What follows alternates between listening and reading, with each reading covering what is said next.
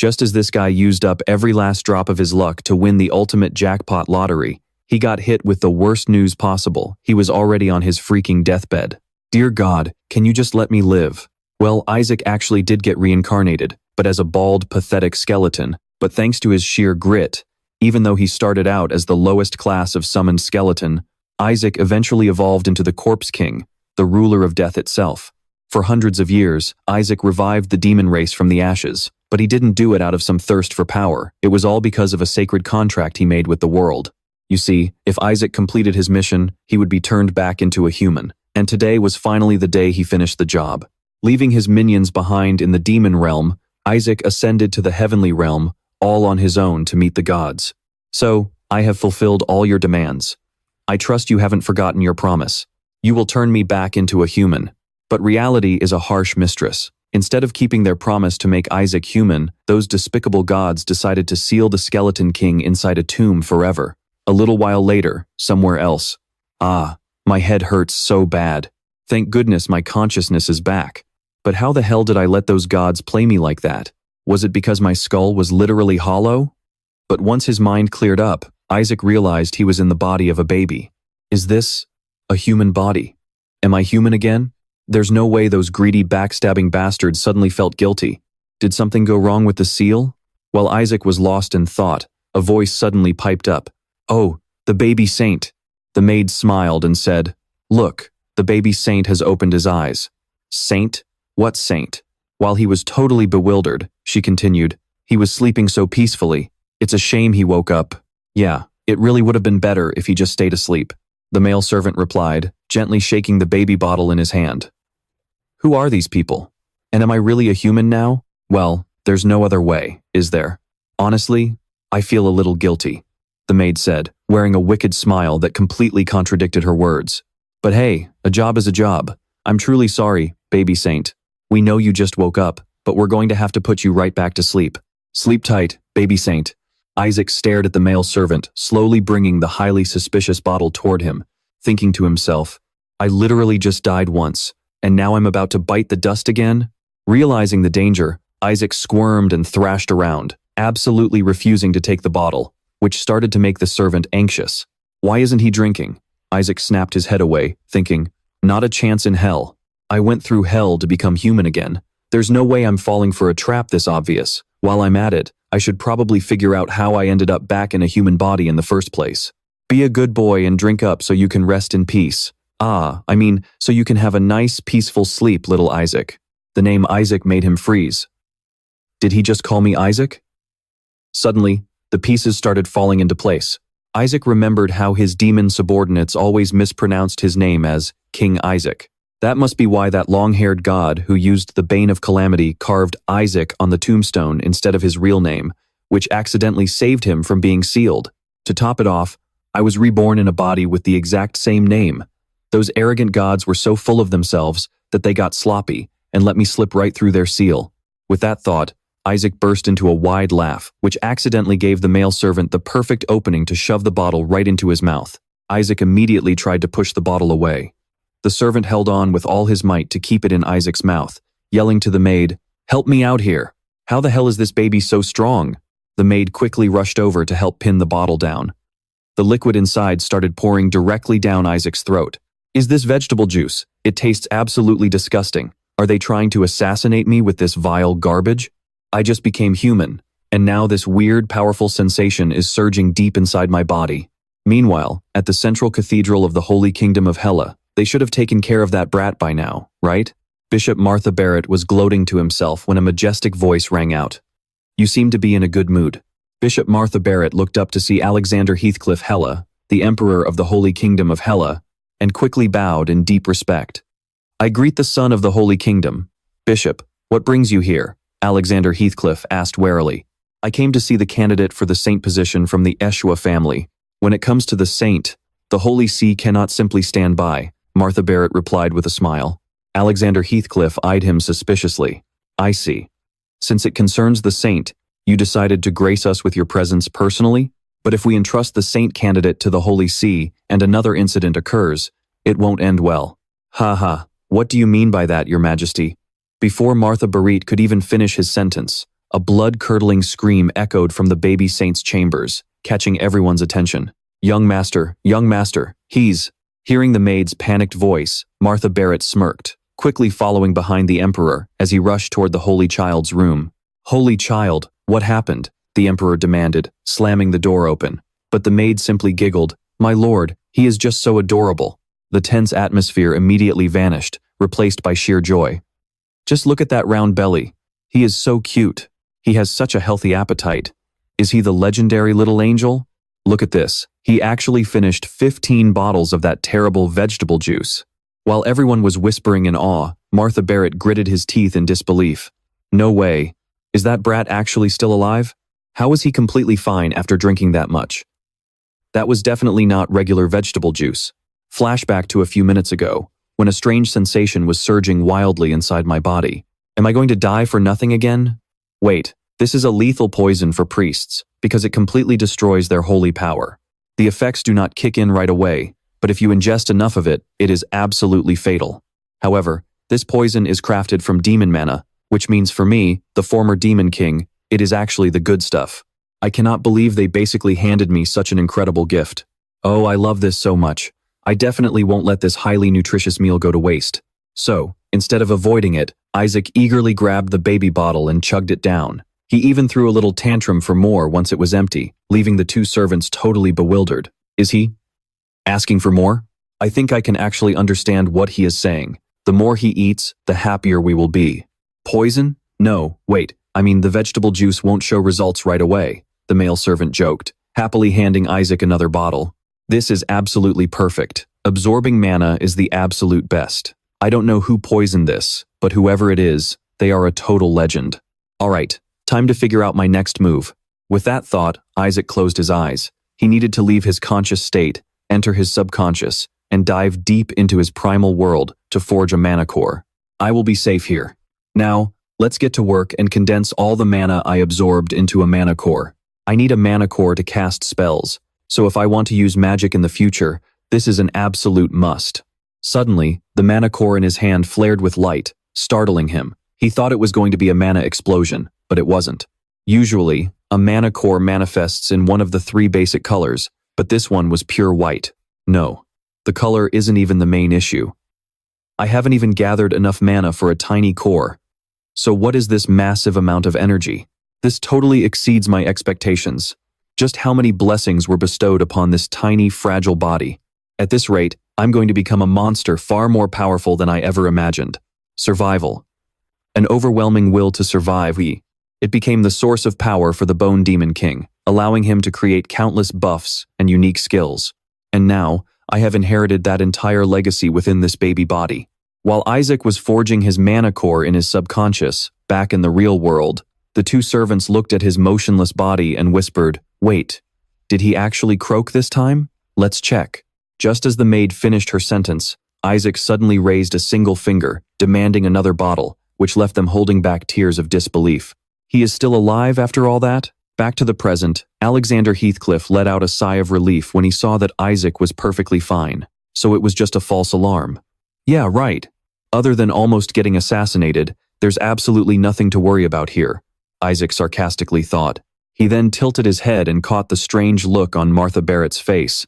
What is his deal? What's with that glare? Is he glaring because I ate too much? Shoot, it'll be a massive pain if he gets suspicious. I need to play dumb and give him a silly baby smile. No sooner said than done, he put on his most adorable, innocent smile for Martha Barrett. But that only made the man's expression turn even darker. What is wrong with this brat? That amount of poison should have made him cough up blood and die a painful death. A few days ago, at the main headquarters of the Holy See, Heré Barrett, the cardinal and head of the Barrett family, poured himself a glass of crimson liquid and spoke. Once you become the saint, you will hold absolute control over the Holy Empire. How ridiculous. Yet, everywhere I go, people are confidently claiming their child is the saint. Even those lowly servants are doing it. Standing behind him, Martha Barrett placed a hand over his heart and said respectfully, "Please rest assured, my lord, we will make sure the saint candidates are taken good care of." Heré Barrett chuckled.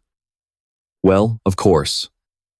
But I've heard some unsettling rumors about a saint candidate from the Eshua family, the family known as the Emperor's right hand. Sensing the dangerous tone in Hare Barit's voice, Martha Barit broke out in a cold sweat. If it's them, we wouldn't be able to. Before he could even finish, Hare Barit threw his glass of crimson liquid onto the carpet near Martha's feet, cold-heartedly declaring, "By the time you get there, that child is supposed to be dead. All you need to do is confirm that truth. I will handle the rest. It absolutely has to be someone from the Barris family." Back to the present, Masa Barris sees that even after drinking so much poison, Isaac is still lying there, smiling from ear to ear. He gritted his teeth, thinking, wasn't this kid supposed to be dead by now? But why is he still alive? This is impossible. At that moment, Alexander Heck walked over to the crib, looked closely at Isaac, and laughed, saying, "How fascinating, with that shining platinum hair. Isn't this the exact same hair color as the founder of the Holy Kingdom? Am I right, Bishop?" Masa Barris panicked and said, "Your Majesty, you must not say such things." Isaac stared at Alexander Heck in surprise, thinking, is this guy the Emperor? Alexander Heck looked at Masa Barris and chuckled, why not? I could even say this boy is closer to God than the current Pope himself, which makes perfect sense since he is the final candidate to become the Holy Son. Hearing this, Isaac gasped in disbelief. What? Me? A candidate for the Holy Son? Now I get why they kept talking about holy this and holy that. Meanwhile, Masa Barris was growing extremely anxious. This is bad. The Emperor is starting to favor this brat. I can't let this go on. With that thought, Masa Barris forced a smile, stepped forward, and asked, Your Majesty, would you mind if I examine the child for a moment? Alexander Heck looked at him suspiciously and asked, Huh? For what reason? Masa Barris explained, This is highly unusual. There is no way a newborn baby could digest that vegetable juice. Alexander Heck questioned, Are you saying a candidate for the Holy Son is not allowed to consume priest's food? Isaac thought to himself, a demon king like me, becoming a candidate for the Holy Son. How ironic. Masa Barris pleaded, Just to be safe, please allow me to examine the boy, Your Majesty. Alexander Heck dismissed him, saying, The members of the Joshua family are on their way. Let us wait until they arrive and decide then.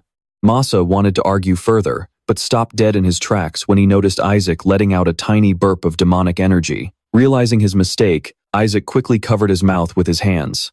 The demonic energy was not fully digested. Did he catch me? With a racing heart, Isaac glanced at Masa Barris and saw that the man was staring right back at him. After a few seconds of silence, Masa Barris suddenly smirked and spoke up, Your Majesty, I just felt a highly suspicious aura coming from this child. Oh dear, this is very concerning indeed.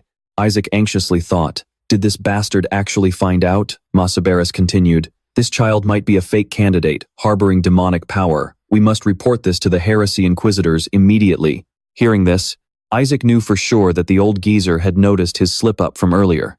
He cursed under his breath. Damn it.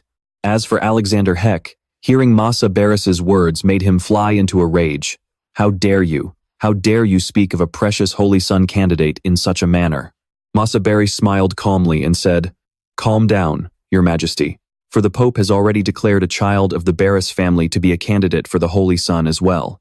Alexander Heck was taken aback, thinking, is he trying to push his own flesh and blood into the position of the Holy Son? He has absolutely no respect for authority. Isaac realized in anger, so that is it. He wants to get rid of me for his own gain. At that moment, Masa Barris picked Isaac up and called out, Guards, bring the heresy inquisitor here immediately. Isaac cursed in his mind. You absolute bastard. Just as he was starting to panic, unsure of what to do, Alexander Heck spoke up. Hold on. The Joshua family is one of the royal family's most loyal allies. Therefore, as Emperor, I strongly demand that you examine the child at a later time. Masa Barris replied, I understand, Your Majesty. However, the Pope did state that the Crown Prince's coronation ceremony will only take place after the Holy Son is chosen. Hearing this, Alexander Heck's expression shifted drastically. He thought, if I do not support the candidate chosen by the Pope, are they planning to delay the coronation ceremony indefinitely? Noticing Alexander Heck's pale face, Isaac thought anxiously, these cheap dirtbags, this is bad. Masa also noticed the Emperor's hesitation, so he smirked with supreme confidence. If you do not wish to hand him over to the Holy See, we can verify the truth right here, right now. Using my exorcism technique, if this child is normal, he will be perfectly fine, but if he is a demon, he will die. Just as Masaberis uttered his final word, Isaac slammed a baby bottle right into his face, making him spit out a mouthful of blood. Watching one of the man's teeth fly out, Isaac thought triumphantly, "Take that, you liar, have another one. After all, I am just an innocent, harmless little baby." At the same time, he put on the most adorable, sweet smile. But Masaberis did not find it cute at all. Wincing in pain, he thought, what on earth was that? That bottle and that punch. Meanwhile, the bystanders gasped. That child must be the Holy Son. Masaberis stared intently at Isaac in his arms. I can definitely feel holy power inside his body. But where did that physical strength just come from? While he was lost in thought, he was smacked a few more times. With every hit, Isaac cheered internally. That is what you get for disrespecting this king. Getting beat up even more, Masaberis began to suspect. Could this actually be demonic power? The others noticed it too, especially Alexander Hupf, whose face was now lit up with a joyful smile. He stared at the golden light emanating with every single one of Isaac's strikes. Meanwhile, Isaac kept pounding away, thinking to himself that he would cast a reinforcement spell to make his baby bottles sturdier. All he had to do next was play the part of a cute, harmless baby. Before long, the crowd saw Bishop Masaberis fall to one knee and cried out that the bishop had been touched by the holy power. Isaac smugly looked at Masaberis and thought, well, did you only just notice the golden light on my bottle? Wait, what's this? Even though it is very weak, every time I use mana, a small amount of holy power appears. These two elements are supposed to be opposites and constantly clash, so they shouldn't be usable together, right? That means this must have something to do with that white mana core. Lost in thought, Isaac suddenly realized Masaberis had snatched the baby bottle from his hands and tossed it aside. Then, he glared at Isaac before turning to Alexander Hupf. I swear to heaven, this child is a heretic. We must perform an exorcism immediately. Isaac sighed and thought, what a total scumbag. Taking advantage of the man babbling and not paying attention, Isaac slid his hand inside the bishop's coat, telling himself, you forced my hand. It's not like I wanted to do this. But don't you have a very interesting toy right here as well? Something used to seal the corpse of a high-ranking demon, a totem. This object exploits a demonic trait, absorbing mana, by consuming their own kind. This guy has kept it hidden away carefully to avoid being hunted down by other demons. With those thoughts, Isaac quickly pulled a severed arm, radiating demonic energy from inside Masaberis's coat. It was tightly wrapped in bandages and bound by a cord with a crucifix. Masaberis was absolutely terrified when he saw this. But how could a newborn baby possibly know about this? Just as that thought flashed through his mind, something even more terrifying happened. Isaac simply tossed the totem onto the floor, snapped his fingers, and thought, stay safe, you jerk. Since you insisted on targeting me like this, in return, I will open your eyes a little. Let's see you try to beat this, you scumbag. At Isaac's snap, the totem seemed to come to life. The bandages slowly unraveled, and in an instant, a massive wave of demonic energy erupted from the arm. Feeling the colossal demonic energy, everyone in the room stared warily at the arm. Someone cried out in disbelief, a demon! Keeping a wary eye on the newly appeared demon, Alexander barked at Masa, how can a demonic spirit appear here? Bishop Masaberis, what is the meaning of this? Hiding a demon on your person, have you lost your mind? Masa protested, can't you see? The child was the one who pulled out that totem. Alexander pointed a finger at him and demanded, a totem is used to seal a dead demon. How on earth can a dead demon come back to life? He then commanded the holy knights, guards, protect the Holy Son from the demonic spirit, and arrest that bishop immediately. The holy knights gave a loud shout, drew their swords, and charged at the demonic spirit. One of them rushed forward and snatched Isaac from his hands. Masa stood there dazed, trembling as he muttered, but why? Cradled in the holy knight's arms, Isaac looked triumphantly at Masa, thinking, serves you right. He wanted to see just how strong the bishop was by watching him fight the demonic spirit. But as he looked toward the demonic spirit, he realized it was staring right back at him, letting out a roar. Holy Son, must destroy the Holy Son. A massive question mark popped into Isaac's head as he thought, wait, what?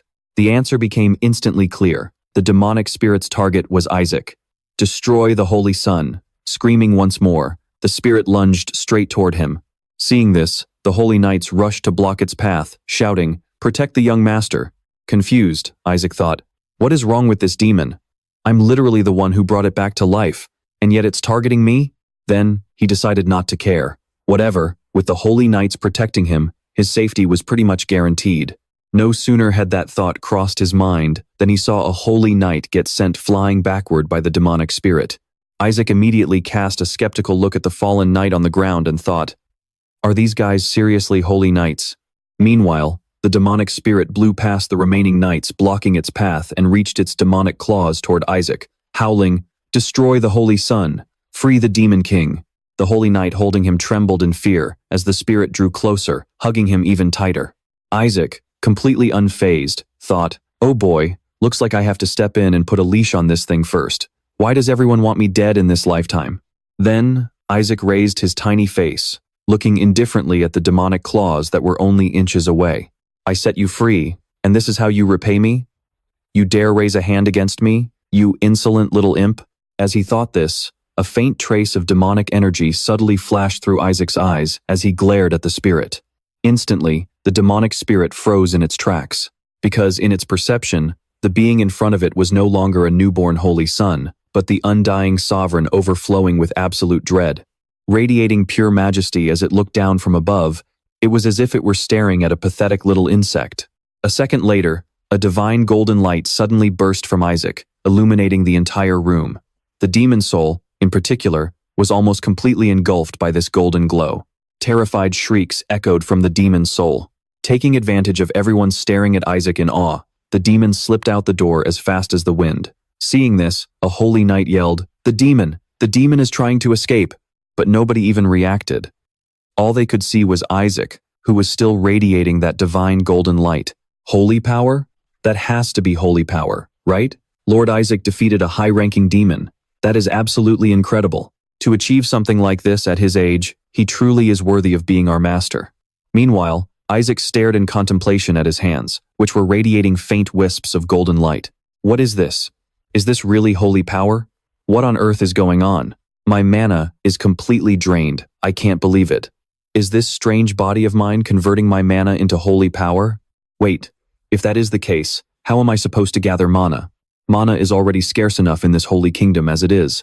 Meanwhile, Massa had been pinned down by the holy knights. Even so, he kept struggling and screamed, "Let me go, you pack of fools! That brat is a heretic who uses demonic mana. How dare you demons set foot in our holy kingdom? Your Majesty, please let me prove it. I will use an exorcism spell to show everyone his true colors." Alexander roared, "Enough, Bishop. You dare accuse an innocent holy son candidate of being a heretic, and you even released a high-ranking demon right in front of the holy knights. I do not care if you are one of the Pope's men. Do not think for a second that I will let this slide." Hearing this, Massa's face darkened. He knew exactly how miserable his end would be. The seeds of doubt have been sown. Sooner or later, the spies planted here will be caught. If that happens, it will be a devastating blow to the Pope's power. Even if it costs me my life, I have to find a way to save my family. Since it has come to this, I must at least take down this holy son candidate. With that thought, Massa grit his teeth and secretly began drawing a magic circle behind his back. As the magic circle activated, a lion-like beast was summoned and lunged straight toward Isaac. Did that guy finally reveal his true colors? Does he seriously think he can take me out with such a pathetic attack? Isaac thought to himself. He was about to use his mana to take care of the beast when he suddenly remembered he was completely out of magic power. As the beast closed in, a magic attack suddenly shot from the doorway, instantly striking down the creature. A young man stepped into the room, followed by several others, and demanded, "Who dares lay a hand on a child of the Joshua family?" The newcomer was none other than the seventh son of the Joshua family, Rai Joshua. Seeing him, the holy knights in the room gasped, "It is the Blue Saint! The Joshua knights are here!" Pointing at Massa kneeling on the ground, Rai ordered, "Arrest this bishop immediately." "Yes, sir," shouted the holy knights behind Rai, immediately executing the order. Massa struggled to resist and screamed, "Let me go, you Joshua lapdogs! How dare you lay your filthy hands on me?" Isaac rubbed his chin like a wise old man in deep thought. Wait a minute, Joshua. I feel like I've heard that name somewhere before. Just as he was trying to recall, Rai spoke up again. "Now, show your respect." Hearing this, the holy knights accompanying Rai fell to their knees before Isaac and yelled in unison, "It is an honor to meet the young master of the Joshua family." Isaac was astonished and thought, "Look at their discipline. They're even more organized than royal knights." Rai walked over to Isaac with a smile and said, I apologize for being late, Isaac. While it doesn't make up for what just happened, we did bring a little gift for you. Saying that, Rai leaned over and gestured toward one of his holy knights. Isaac followed his gaze to the holy knight. Seeing the man reach into his tunic to pull out something glittering, Isaac couldn't help but wonder curiously, "Oh, is it gold? Or maybe a pouch of gold?" A second later, the object was presented right in front of Isaac's face. This is a miniature figure of the skeleton demon king being executed. The knight then pulled out several other figures and added, "We also have one where he is being burned alive, and another where he's being crushed to pieces by the Saintess." With each figure that was brought out, Isaac's face grew more and more lifeless, but the people around him saw his reaction in a completely different light. "Oh, the young master is so adorable. He's so precious. Look how much he loves it. So cute. He's so happy. He's literally crying." Isaac stood there, completely dumbfounded. Terrified for his future, he thought, "How am I supposed to survive in a family full of absolute lunatics? Wait, Joshua. Now I remember. They are the line of saintesses who tried to defeat me."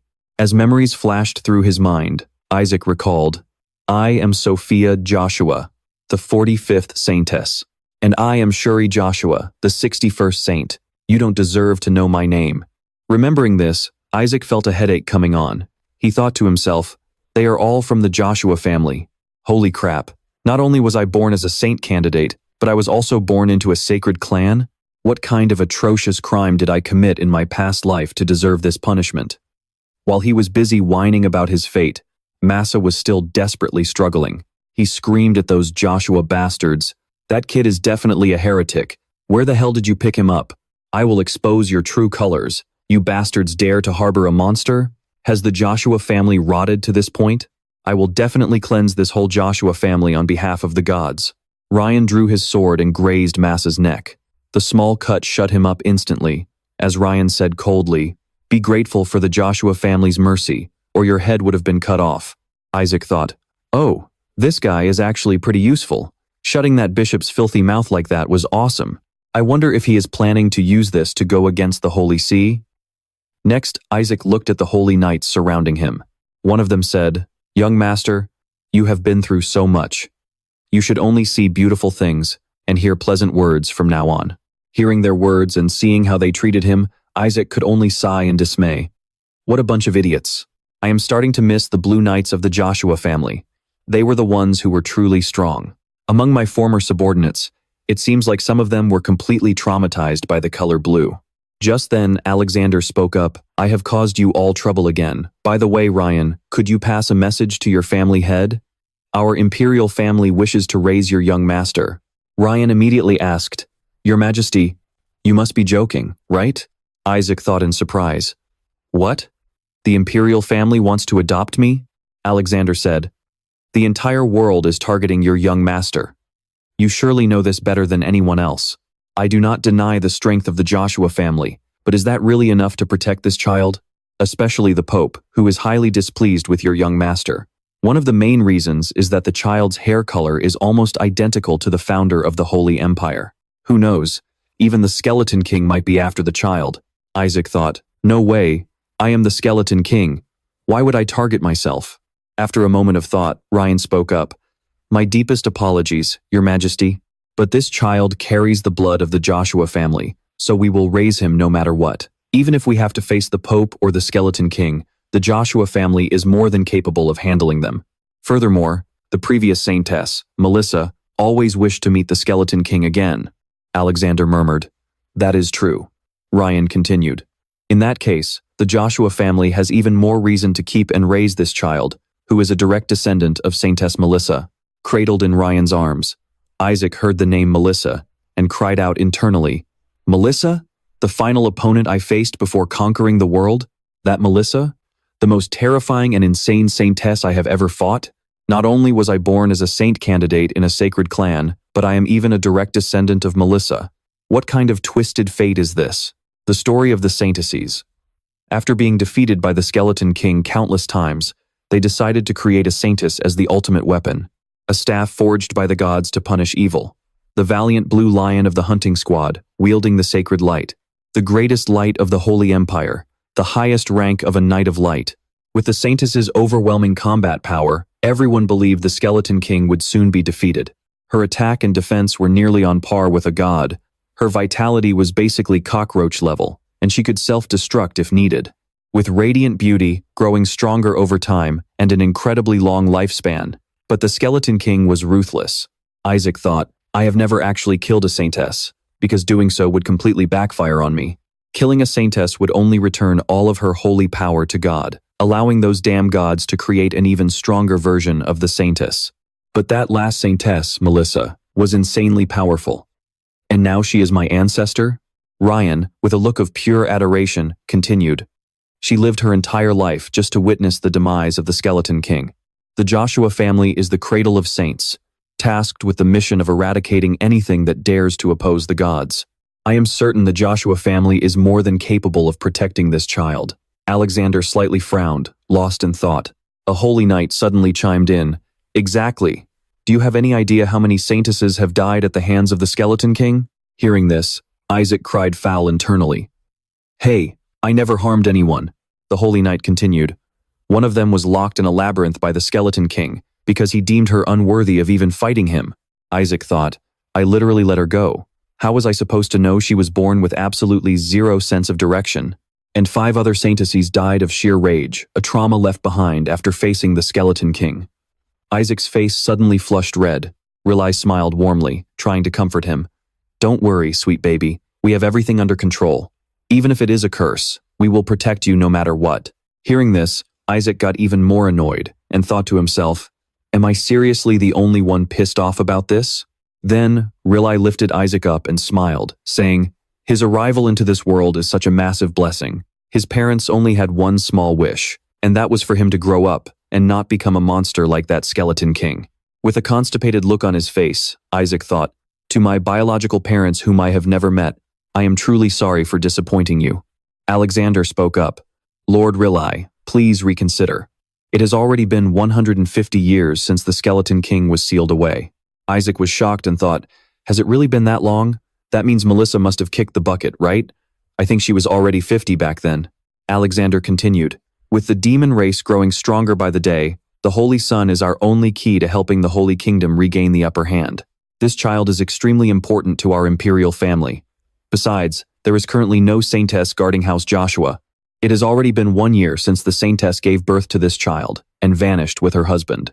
Startled, Isaac thought to himself, my mother was a Saintess? Rilai then chimed in, even if they are gone, we still have her. House Joshua is more than capable of protecting this child. Isaac put his hands over his head. He thought, okay, I really do not think anything else could possibly shock me more than this. Just the fact that my mother was a Saintess is wild enough. But right after that thought crossed his mind, he heard Alexander speak. Is Lady Melissa not currently on her way to defeat the Skeleton King's minions? Rilai replied, she will be back soon, as she is dying to meet her descendant. Hearing that name Melissa again, Isaac hung his head, covered his face, and groaned inwardly. Oh my God, she must be at least 200 years old by now. How is she still kicking? Alexander spoke. It seems like it will take some time for her to return. The baby's behavior is a bit strange. Is he all right? Rilai replied. He is perfectly fine. Isaac cried out in frustration inside. Do I look fine to you? What could possibly be worse than finding out my arch-nemesis is still alive? If that old hag Melissa finds out who I am, she will burn me at the stake. Anyone but her. Why does it have to be Melissa, the absolute last person I want to face right now? If I want to survive, this is my only choice. An idea popped into Isaac's head, and he reached out his tiny hands to grab Alexander's finger. A cute smile spread across his face as if to say, Your Majesty, please take me with you. Alexander said with delight, Oh, look at this sweet child. He clearly wants to come with me to the imperial family. He just really loves being held, Your Majesty, Rilai argued. Alexander gently tugged one of Isaac's arms and said, The imperial family can provide so much more for him. Although House Joshua has produced many saints, they are sorely lacking when it comes to childcare experience. Rilai also grabbed Isaac's other arm, pulling the baby toward himself and saying, This child is destined to become an exorcist knight who will wipe out the demons in the future. House Joshua is the most suitable place to train exorcist knights. Besides, he is the very first holy son in history, which means the royal family does not have any experience either, right? With that, the two kept pulling the baby back and forth as they bickered. One insisted the imperial family was better, while the other argued House Joshua was the right choice. Feeling like his body was about to rip in half, Isaac groaned in sheer agony. Seeing this, a holy knight quickly cried out, "Please calm down, you are hurting the young master." Hearing this, the two finally stopped, but neither was willing to let go of Isaac's hands. Isaac thought, "I already chose to go with the imperial family, so please, just let me go. I do not want to die yet. Besides, my survival rate is showing up as light, and it is all pointing toward the emperor. That means I will have a much higher chance of surviving if I go with him. I cannot let this opportunity slip away." At the same time, Isaac's arm, which Alexander was holding, began to glow with a blinding golden light. Alexander smiled and said, "That is a very wise choice, holy son." A second later, Isaac was taken aback and thought, "This is that night, in a secluded place." Massa knelt on the ground and cried out to the hooded figures in front of him.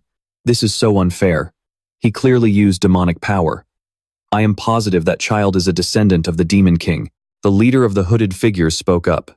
"Do you really think a lowly demon could ever wield divine power bestowed by the gods?" Under the moonlight, it was clear that the speaker was none other than Here. At that moment, behind Here, another hooded figure suddenly drew a sword and stepped toward the kneeling Massa. Terrified by this, Massa cried out. It was definitely demonic power. "Sir, how could someone like me possibly mistake divine power for demonic power?" Here replied coldly. "In the holy cathedral, we look down on those words." Cardinal Massa could only let out a brief cry before he was cut short, as his head was sliced clean off by a single sword strike. Here stared coldly at Massa's headless corpse and continued, "Such words are blasphemous to the gods." Behind him, the hooded leader spoke up. "I'll put together a new team to finish this mission." Ray countered. "There's no need. The Emperor has already taken the child. Once they're in the Imperial Palace, we'll have plenty of chances to strike. Let's use that to our advantage. We must eliminate the target this time." Later that night, a group of black-cloaked figures stood waiting in the shadows, anticipating their leader's next command.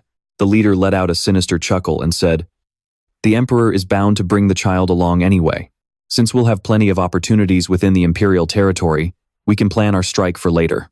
Thinking about the candidate for the Holy Saint who was still alive and kicking despite their failed assassination attempt, he hissed venomously. "This time, that brat is dead meat." On a beautiful morning, bright sunlight streamed through the window. At that very moment, Ajax was casually lying down, cleaning out his ears. Under a clear blue sky, a luxurious carriage was being escorted by a guard. Inside, Isaac thought to himself, "I'm finally on my way to the Joshua estate." When the hooded leader heard the news, he was completely shocked. His subordinates nervously murmured, "Wait, master." Just a few days earlier, a blinding light had filled the room. A startled Isaac wondered, what on earth is that light? It was so blinding that even while cradled in the Emperor's arms, he had to shield his eyes with his tiny hands, thinking, "Ugh, why is it so bright? Ah, my eyes." The brilliant light was radiating directly from Doyle. He spoke, "Yes, Your Majesty, Joshua is certainly no place to raise a child." He placed a hand over his chest and bowed slightly to show his sincerity. "You probably think it's a desolate land filled with nothing but demon corpses and mana cores," Ajak thought. "Is your survival instinct really that blinding?" Gesturing proudly, his face practically shone like a searchlight in Isaac's eyes the more he talked. "The most valuable thing in Joshua is, at best, the remains of the Skeleton King." Hearing that, baby Ajax froze in pure shock. An image flashed in his mind of his own skeleton lying in a wooden coffin, arms crossed over his chest. "Wait, what? My body? You guys have my body?" He reached out with his tiny hand, grabbed Ray's index finger, and mentally whined, "You should have told me sooner." Ray stopped mid-sentence, distracted by his nephew's sudden movement. "Even so, Joshua is, huh?" Isaac's other tiny hand balled into a fist, leaving only his index finger pointing outward. He let out a baby babble that was supposed to mean, "Look at this, uncle." Still cradled in the Emperor's arms, he flashed a smile, as bright as an angel's. He had grabbed Doyle's finger just to convince them to take him to Joshua. At that moment, his Uncle Doyle looked like he had won the lottery. Blushing with sheer emotion, he choked out, "Isaac!" Back to the present, surrounded by lush green trees, fluffy white clouds, and golden sunlight. Our little hero lay comfortably in his cradle inside the luxury carriage. Ajak rested his hands behind his head and crossed his baby legs, watching the passing scenery stream through the carriage window. He figured that even if he was being dragged away from the imperial palace and shoved into the military, he had no other choice if he wanted to get his body back. He desperately missed his old skeleton form, which was absolutely packed with mana. He thought to himself, I honed my mana in that body until I rivaled the gods themselves. If I can just get it back, level 10 magic won't mean a thing to me. Recalling Doyle's ridiculously glowing face from before, Ajax analyzed the situation. Besides, that was the first time I'd ever seen someone's survival instinct shine that brightly. Going to Joshua with my uncle will definitely help me stay alive. Of course, Isaac wasn't the only one in the carriage. Sitting right next to his cradle was Ray. Sitting opposite them was a commander of the Blue Knights, who asked, why are the Pope's forces hunting down young Master Isaac like this? Intrigued by the question, the baby crawled up to eavesdrop, thinking, I was wondering the same thing. Why are they losing their minds over me? Ray glanced at his nosy little nephew and explained, it's because we received a prophecy from the gods. They foretold that the saint would become the child of God. Hearing this, Ajax flinched. The commander chimed in, which means he's destined to be the next pope. Ray nodded. Exactly. That's why the Barris clan is so desperate to get their hands on a saint. Listening to their conversation, Isaac's face darkened as he grimaced and cursed. What kind of crazy plot twist is this? The Pope is the most powerful priest alive, capable of wielding level 10 holy magic. He's essentially a king to all the clergymen and holy knights. In the Holy Empire, he wields power that almost rivals the emperor himself. Isaac stroked his chin, analyzing the situation. The Barris family has dominated the papacy for thousands of years. No wonder they're losing their minds at the thought of a saint snatching that power from their grasp. And of course, every other noble house wants to produce a saint of their own. Suddenly, the carriage screeched to a halt as commotions broke out outside. The two adults peeked through the window, and Ray stuck his head out, asking, what's happening? The driver replied nervously, my lord, we've reached the duchy, but we've run into a bit of a problem. As he was explaining, the gate guards approached from a distance, with two soldiers crossing their spears to block the path. The leader held up a hand to halt the carriage, saying, apologies, but you cannot enter the duchy. Isaac thought curiously, what is it this time? Ray threw the carriage door open, stepped down, and snapped. How dare you pretend not to recognize the crest of the Joshua family? Where on earth were you raised? The guard grinned, bearing razor-sharp fangs. Oh, we recognize it, but you're still not getting in. The three of them suddenly transformed, fangs and claws sliding out. Because we are here to eliminate the successor. She inherited the bloodline of the Saintess, a Blue Knight cried out. The demon race? Even Isaac, leaning out of the carriage window, thought in shock. What the hell is this? I know for a fact I ordered them not to attack human territory. What the hell is the new Demon King even doing? The lead demon laughed mockingly and declared, listen up, you lowly humans. Our revered king has ordered us to eliminate all saints and saintesses without hesitation. Hearing this, Isaac knew his suspicions were spot on. I knew it. The new Demon King has already taken the throne. The demon barked again. In the name of our great skeleton king, King Isaac, we shall take the saint's life. He grumbled in frustration. In the name of my foot. When did I ever say that, you absolute idiot? The lead demon laughed menacingly. If you leave the child behind, His Majesty, the Skeleton King, might just spare your pathetic lives. Before the demon could even finish, a powerful bolt of blue lightning blasted the loudmouthed beast. As the lightning faded, the demon was nothing but a charred corpse on the grass. The remaining two demons shrieked in terror. You lowly holy knight! The holy knight gritted his teeth. How dare you speak to an exorcist of the Ratsua family like that? I see you bastards want a painful death. Ray pointed his sword directly at the two demons blocking the entrance. Hear me! He pulled his sword to his chest and began the oath. To protect every precious little thing in this world. He held the sword with both hands at chest level, pointing the tip straight toward the sky. Not just Ray, but the entire squad of Blue Knights behind him followed suit. They roared in unison, the Rotsua family will eradicate all evil. We will hunt your kind down to the very depths of hell. Ray smirked mockingly. I can't believe that vile Skeleton King actually sent his minions to steal his own corpse. Those words completely triggered the demons, and they immediately charged forward, screaming, how dare a lowly human like you? One of them lunged forward and roared, how dare you insult King Isaac? For the resurrection of His Majesty, King Isaac. At that moment, the commander of the Blue Knights scooped Isaac up and carried him out of the carriage.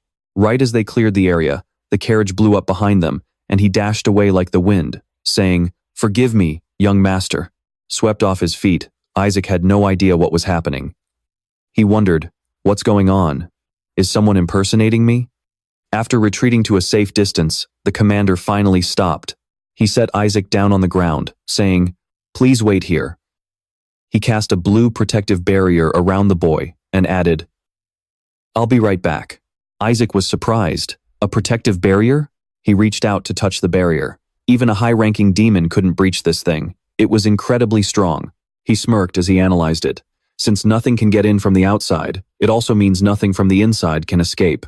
Closing his eyes, Isaac thought, "In that case, driven by my desire to survive, activate magic unsealing." He calmly sat cross-legged, closed his eyes, and channeled his magic power. "Hear my call, you who are born of magic yet possess intellect. Whisper, the observer." As soon as the observer appeared, it flew over like an excited puppy and snuggled into its master's lap. "My great master, my lord," Isaac spoke to it telepathically. Yeah, I get it. Long time no see. Now, keep it down, or we'll get caught." It calmed down, saying, "I thought I would never gaze upon your magnificent face again." He sighed, "Honestly, I thought I was a goner too." Looking at the spirit, which was as joyful as a little kid, Isaac thought to himself, "It really has been a long time." Whisper, even though it's a detection spell, it possesses its own consciousness. I created it because manually casting detection magic and analyzing the results myself was way too much of a hassle. Over the course of our journey, it developed its own personality, though it's still quite naive. It praised him. "Your wickedness is as vast as ever. Congratulations on taking over the body of an innocent child." Hearing that, Isaac pouted, watching the spirit float around the barrier. It wondered, "But what did those filthy gods do to you, master? No matter how wicked my master is, I can't believe they stuffed you into the puny body of this child." Isaac snapped, "Enough, scan for enemies." The spirit obeyed, right away. With that, its mana began to flow into the surrounding air. "I will now scan a radius of 100 meters. Once the scan was complete, it looked at the battlefield between the demons and the Blue Knights and reported, "There are 88 enemies, all of them monsters. Creatures like them could never compare to you, my great master." Isaac was shocked. Are they insane? Wait, 88? Are they trying to start a war, or what? Thinking about how there would be more guards, he grumbled, "It's going to be a huge pain if security in this territory gets tighter. Summoning my subordinates will only get harder. Since it's come to this, I have to finish this before the Rotsua family catches on." Inside the barrier, he crouched down, steeling his resolve. "Even if I have to drain all my reserve mana, I'll do this myself." Seeing this, the spirit was puzzled. Turning its attention back to the battlefield, it updated, "There are currently 51 enemies." It seemed a bit surprised too, adding, "The enemy count is dropping rapidly. There are only 31 left now." Isaac was stunned. "What? Why all of a sudden?" The spirit reported, "Now there are only 13. On the battlefield, the Blue Knights fought while keeping an eye on their surroundings. One of them yelled, "Young master, something is coming." Ray immediately ordered, "All units, defensive formation." There aren't many demons left anyway. The ghost says, "Only 4 left." The demons look up. "He is finally here, brother." One of the demons exclaims in excitement, "Let us join forces. Today, we will take the saint's life." The newly arrived demon looks like a shadow, whispering, "The saint." The other demons are getting excited, and before the Bone Demon King can even finish speaking, a purple shadow flashes past them, wiping them out. Seeing this sudden turn of events, the Blue Knights gasp in shock. The ghost next to Isaac says cheerfully, "No more enemies." But Isaac just frowns in worry. A lich appears in the middle of the battlefield. Its terrifying presence makes the Blue Knights hesitate in fear. The ghost reports what it sees on the battlefield. "I have spotted a phantom lich. Who knows what triggered it, but the lich is completely furious. How dare you lay your filthy hands on my king? Pay for it with your lives." Targeted by the lich, Isaac's face darkens with worry. What on earth is wrong with this guy now? The lich's eyes turn sharp. "My king, my one and only master." It roars in madness. "Yet you dare lock him up inside the body of this lowly child?" The phantom unleashes its twisted emotions, glaring at Isaac. "You are the one who freed him." It glares down at the Blue Knights and snarls, "Do not look at that child with your disgusting eyes." The lich threatens, "Or else I will gouge your eyes out." Below, The commander of the Blue Knights whispers to Rilai, "Young master, what is this demon saying?" The truth is, humans cannot understand the demon tongue because they speak an entirely different language. Inside the barrier, the little ghost beside him giggles. "Oh boy, look at the chaos out there." Isaac watches speechlessly. It seems that bastard has realized I am the Bone Demon King. His dedication to tracking me down is quite impressive. But on the other side, an order is shouted. "All knights, hear my command. Prepare for battle." The knights roar in response. They are ready to charge at the Lich. Seeing this, Isaac gets even more annoyed, thinking, why did he have to show up so blatantly? In the back, safely inside the sturdy barrier, he flails his arms and babbles like a baby, though no one can understand him. "Hey, you guys, keep your hands off my property. That is my supermassive mana core." Seeing his little young master making a fuss, the commander panics, worried he might attract the demon's attention. "Young Master Isaac, please hold on just a little longer. I will handle this." But before he can even finish, the Lich bursts into laughter. It looks toward Isaac, cupping its cheeks like a blushing teenage girl, and laughs in delight. "My master, the guide of my destiny has finally acknowledged me." Since the commander cannot understand a word and only sees the demon laughing, he starts to panic. "Young Master Rilai, this demon is mocking us." In the next instant, it ignores all the knights and rushes straight toward Isaac. "I am coming to your side right away, my lord." Uncle Rilai quickly notices that this vile creature is targeting Isaac. Approaching the barrier where Isaac is, the Lich continues to curse. "You filthy holy knights, how dare you lock him in such a disgusting place?" Isaac thinks to himself, "Oh, great, he actually saw me." He gets excited as the demon approaches. "Now I do not have to just stand here and watch my mana core get exercised."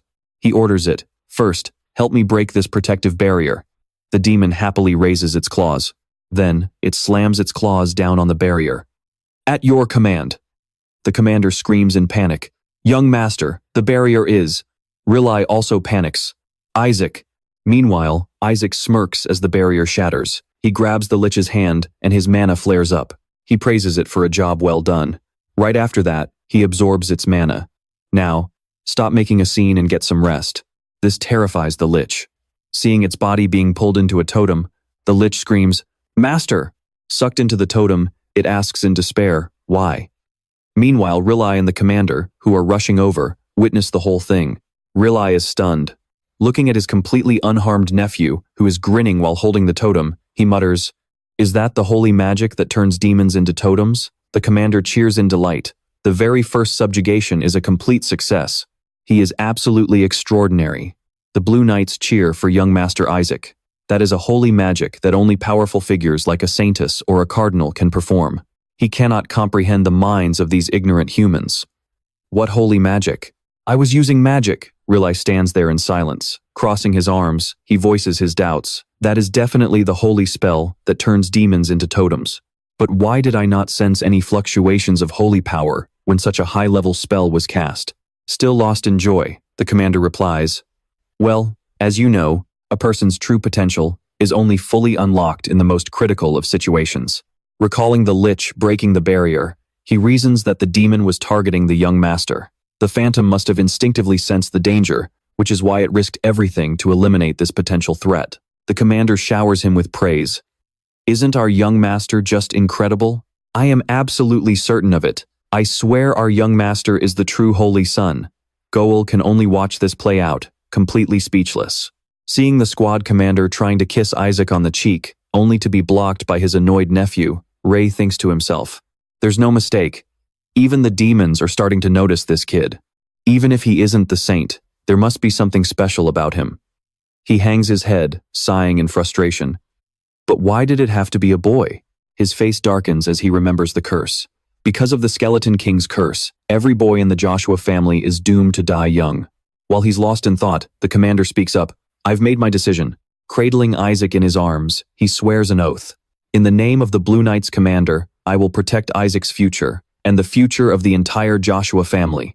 Hearing this, Ray freezes, then lets out a chuckle. "Right, I'm such an idiot."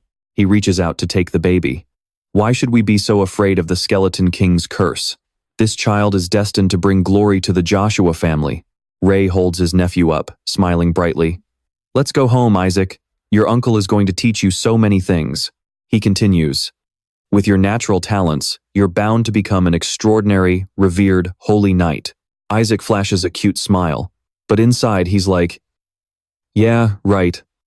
I am not doing what you want. Just take me home so I can get my real body back. But Ray's next words make him freeze for about 2 seconds. Even if you don't have long to live, I will protect you, no matter the cost. Isaac is completely dumbfounded. Huh? Ray keeps rambling about his grand plans. Your name will echo across the entire continent. In a panic, Isaac babbles frantically. To him, he's saying, whoa, hold on a second. I just heard something incredibly shocking. But to Ray, it just looks like the baby is cheering him on. So his uncle gets even more pumped. I knew you'd love the idea. Isaac squirms in absolute despair. No, Ray says excitedly. Once we get back, I'm going to teach you how to curse that bastard Skeleton King. Hearing this, Isaac's face darkens. Who exactly do you think you're cursing, you jerk? Finally, they arrive at the estate of the Duke of Joshua. It's an incredibly vast place, with massive gardens, magnificent decorations, gilded sculptures, and spacious gazebos. Peeking out from the carriage window, Isaac is secretly awestruck and also insanely jealous. You, Joshua bastards. While we demons are being tortured by you in every way possible, you get to live in such luxury? Just how much is all this worth? Thinking of his starving baby demons back home crying for food every day, Isaac almost tears up. You damn capitalists. While I had to struggle so hard just to feed my kids.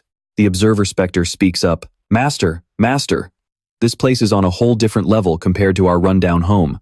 Just selling a few of those sculptures would be enough to buy 10 Demon King castles. Isaac shakes with rage. I know, you don't have to rub it in. As he's looking around, his 7th uncle Ray picks him up and says, this is the Joshua family estate, Isaac. This is where all our exorcisms and demon slayings begin. He lifts his nephew up and opens another window for him to see. Take a look. Out on the lawn, a scarecrow that looks remarkably like the Skeleton King is tied to a cross. A few young boys are training by beating up the scarecrow. Ray whispers in his ear, when you get bigger, you'll be just like those kids. The kids beat the scarecrow with sticks and curse. Die, Skeleton King. The kids look completely unhinged, laughing creepily. Every strike is accompanied by a curse. Get smashed to pieces, Skeleton King. I curse you, you piece of garbage. Tearing you limb from limb isn't even enough, Skeleton King. The curses echo in his ears. Die, die. In the carriage, Ray smiles happily. Isaac watches them, feeling a massive headache coming on. What on earth have you people been brainwashing these kids with? Are they running some kind of cult here? Then, he calms himself down. It's fine. He starts planning and grins. Once I infiltrate the Holy Empire, burn the Emperor alive, and turn this place into the Isaac Empire. The little ghost chuckles. Oh, they're just playing around. A great Skeleton King like you shouldn't take it to heart. Don't be so petty. He snaps back. Shut your mouth and go scout the area. The Spectre replies immediately. Right away. Right after that, over a dozen glowing spots appear scattered all over the mansion before Isaac's eyes. This surprises him, his eyes lighting up. Awesome. Are those all mana cores? I can count at least 10 of them just at a glance. The little Spectre chuckles and replies, this is the first time I've ever seen so many mana cores gathered in one place. I wonder how many demons they had to slaughter to get all of these. Finally, the carriage stops. We have arrived, young master. Ray carries Isaac out of the carriage and orders the servants. Go prepare a room quickly.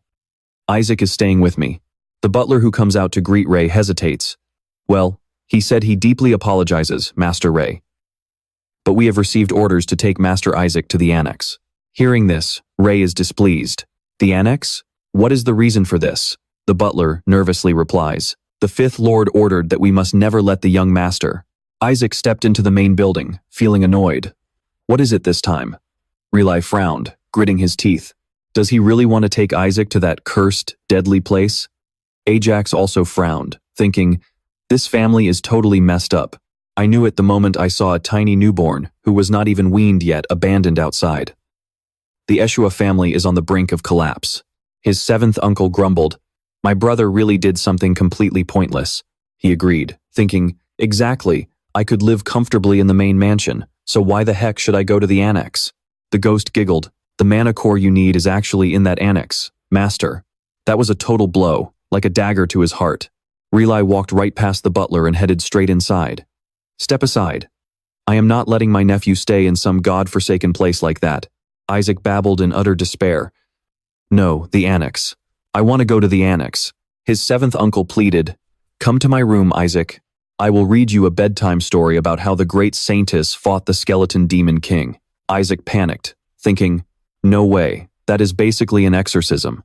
Relai continued, and once we are done reading, I will teach you the specific exorcism method used against the skeleton demon king.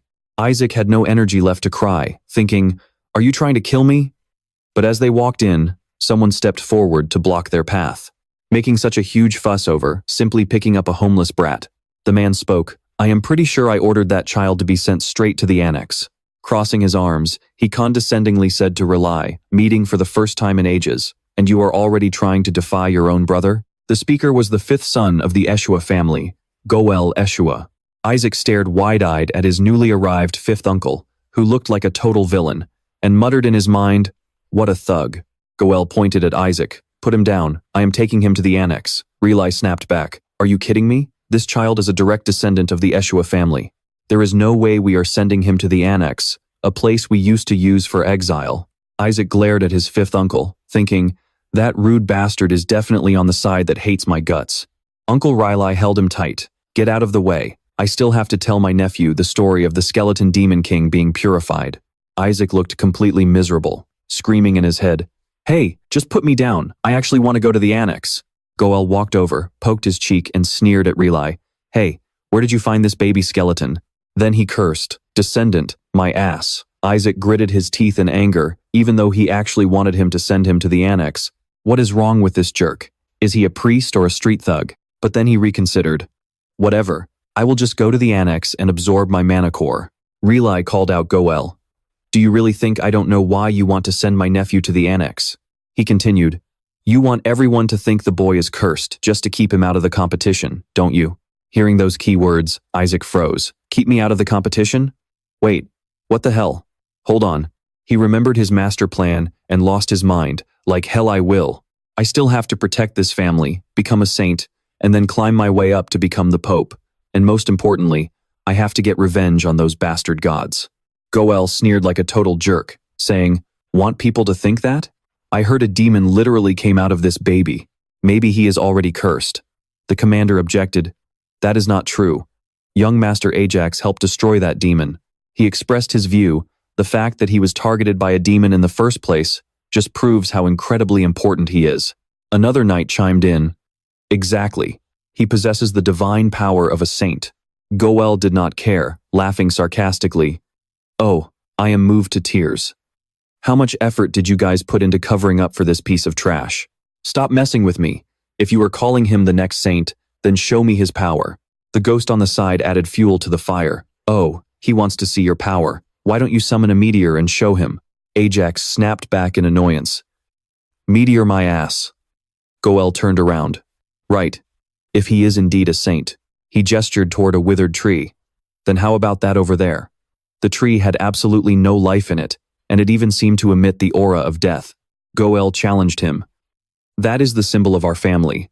So why not have him revive the thing our Lord loves so much?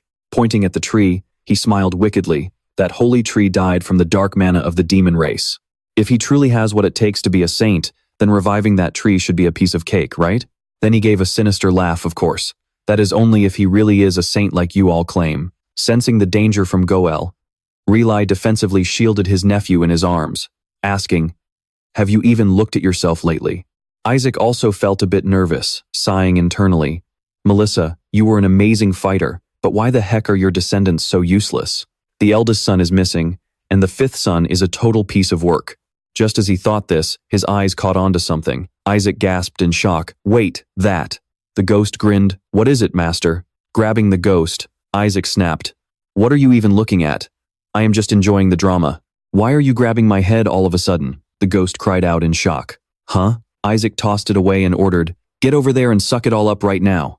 Before the ghost could even process what was happening, it was thrown. It panicked. Wait up.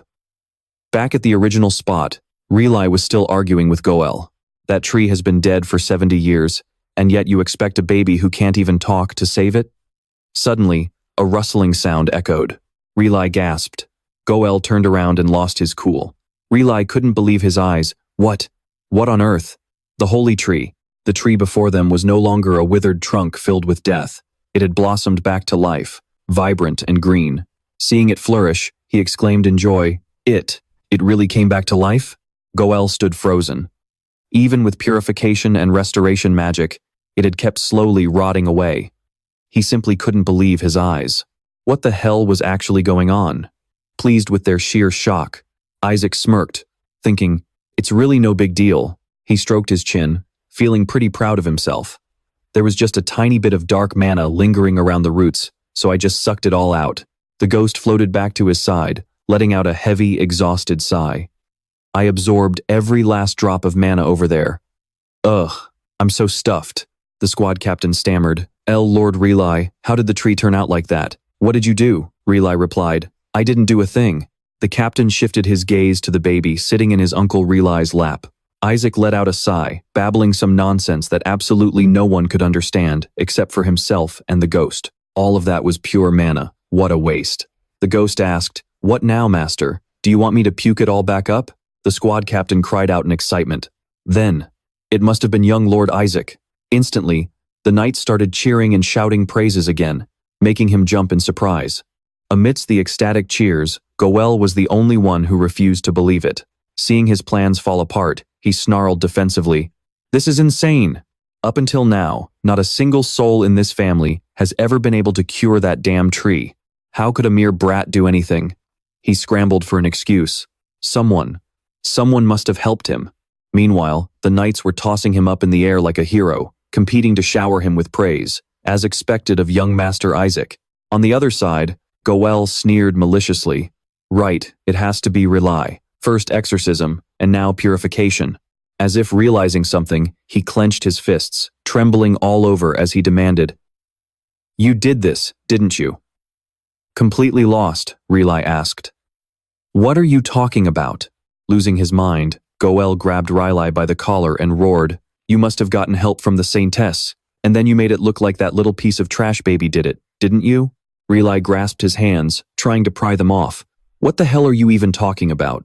Goel seemed to have completely lost control, screaming, Cut those cheap tricks of yours. There's no way you could have run into the missing Saintess.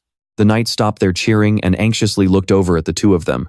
Exhausted by all the chaos, Isaac thought to himself, Melissa, you seriously need to focus on managing your own family instead of going around hunting demons. Your family is a total mess. Looking at his fifth uncle's twisted expression, he silently judged, Still, this guy who's supposed to be her brother looks absolutely nothing like Melissa. Honestly, it'd be way easier to believe that Relai is just Melissa in disguise. The ghost chimed in, What about him then? A thought popped into Isaac's head. Personally, I think he looks more like that scumbag Pope. Goel screamed, Don't you dare play dumb with me. Do you think I don't know you brought this brat back just to make him the next saint candidate? I can't believe you'd resort to such dirty tricks when our family already has a candidate. Hearing this, Isaac grew curious. So there's another candidate in the family? And on top of that, this rude bastard is desperate for his favorite to win. The ghost chuckled. Looks like you've got some competition, master. But you don't seem to care at all, do you? He replied with a smirk. Don't you think that candidate is bound to be just as rotten if that scumbag is the one backing him? Crushing him is going to be so much fun. The ghost thought about it. Yeah, that actually makes sense. Seventh Uncle Relai couldn't take it anymore and demanded, So what? Are we just supposed to abandon the child? He is our nephew and our eldest brother's son. He has every right to lead this family. Goel scoffed. Nonsense. Eldest brother? He ran away when our family was in danger. Then he flew into a rage again. How dare you even bring up that coward of an eldest brother? You only just let us know this kid even existed. From a distance, Isaac remained completely indifferent to the reason he was being cast aside. So that's why they treat me like garbage. The ghost advised, Master, you really shouldn't talk about your own life with such casual indifference. Goel grinned slyly. Ah, but this brat is still the Saintess's son, right? He might just be some illegitimate child of the Saintess we dragged in from, who knows where. But hey, she was still the Saintess. The next words out of Goel's mouth were practically begging for a punch. But we can't even be sure he's actually our brother's kid, can we? I guess he looks decent enough, since he takes after that woman. He kept pushing Relai's buttons. If it benefits the family, I say we just sell him off to preserve our bloodline." Hearing this, Relai didn't hesitate for a second and punched him square in the face. Trembling, he shrieked, "Are you out of your mind? Did you just hit me?" Relai roared.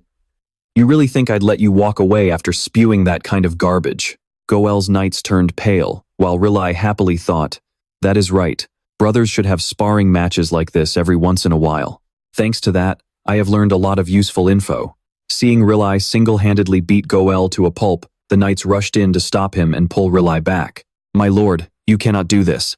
Someone shouted, "Quick, stop them." Isaac thought indifferently, "The more chaotic the family is, the better. It will make it much easier for me to take over." He grinned evilly while babbling in baby talk. "This damn family is already falling apart on its own." The ghost chuckled nervously, "But come to think of it, if this family goes down, won't you be a goner too, master? Did your brain shrink along with mine?" Isaac snapped at it to shut up. After the chaos, everyone finally entered the luxurious mansion.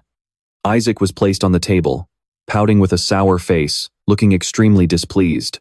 He thought in annoyance, "This is so annoying." Around the long conference table, the gathered family members whispered, "Another kid?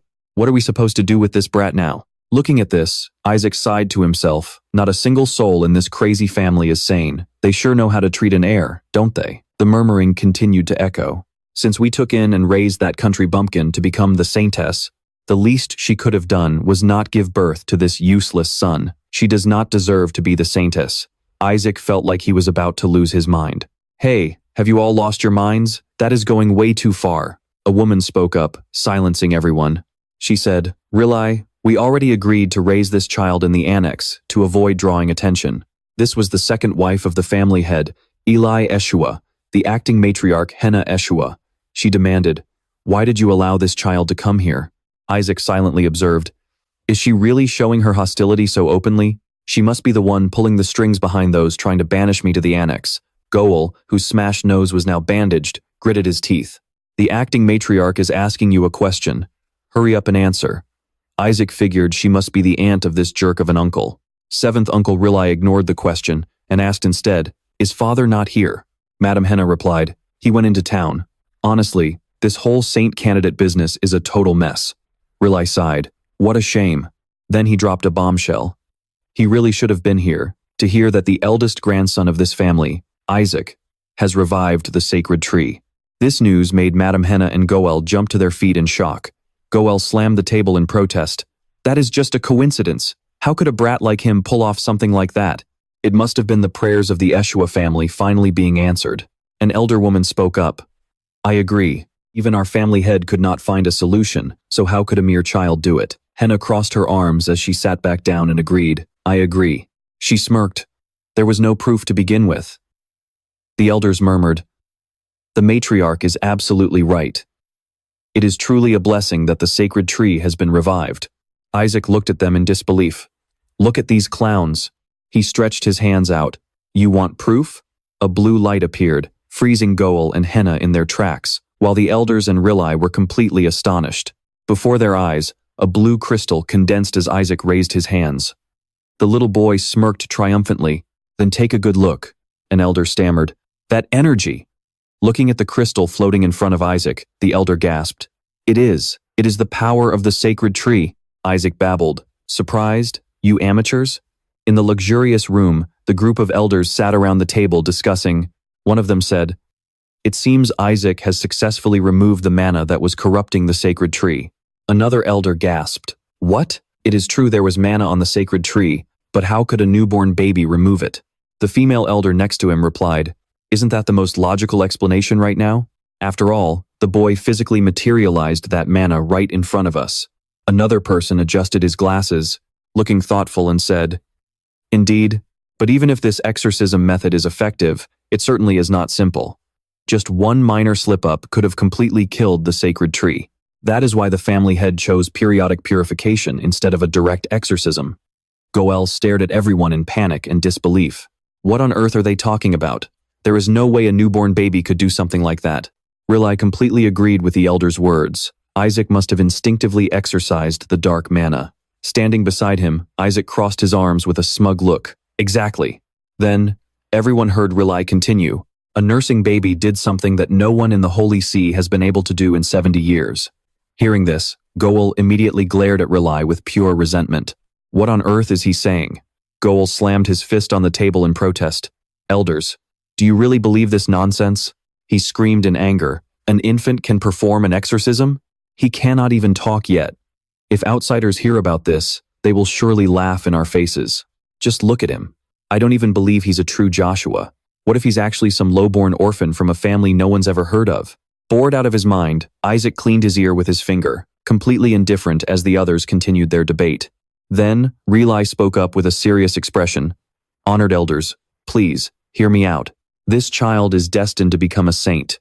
Honestly, he could very well become the next pope. Hearing this, Isaac thought to himself with absolute pride. Spot on. But out of nowhere, a hand snatched him up and hoisted him high into the air. And to top it off, that person declared, and above all else, this child is the one destined to slay the skeleton demon king. Isaac panicked. Wait, what the hell? You should have just stopped at the last sentence. The moment the demon king was mentioned, the elders immediately began whispering among themselves. The skeleton demon king? That vile, disgusting creature? Hearing this, a woman smirked maliciously and muttered to herself, You're digging your own grave, Rilai. She then looked directly at Rilai and Isaac and said, Well, if you're so confident, why don't we put him to the test? Shrouded in the shadows, she rested her chin on her hands, a dark, ruthless grin spreading across her face. I demand we use the sacred relic vault.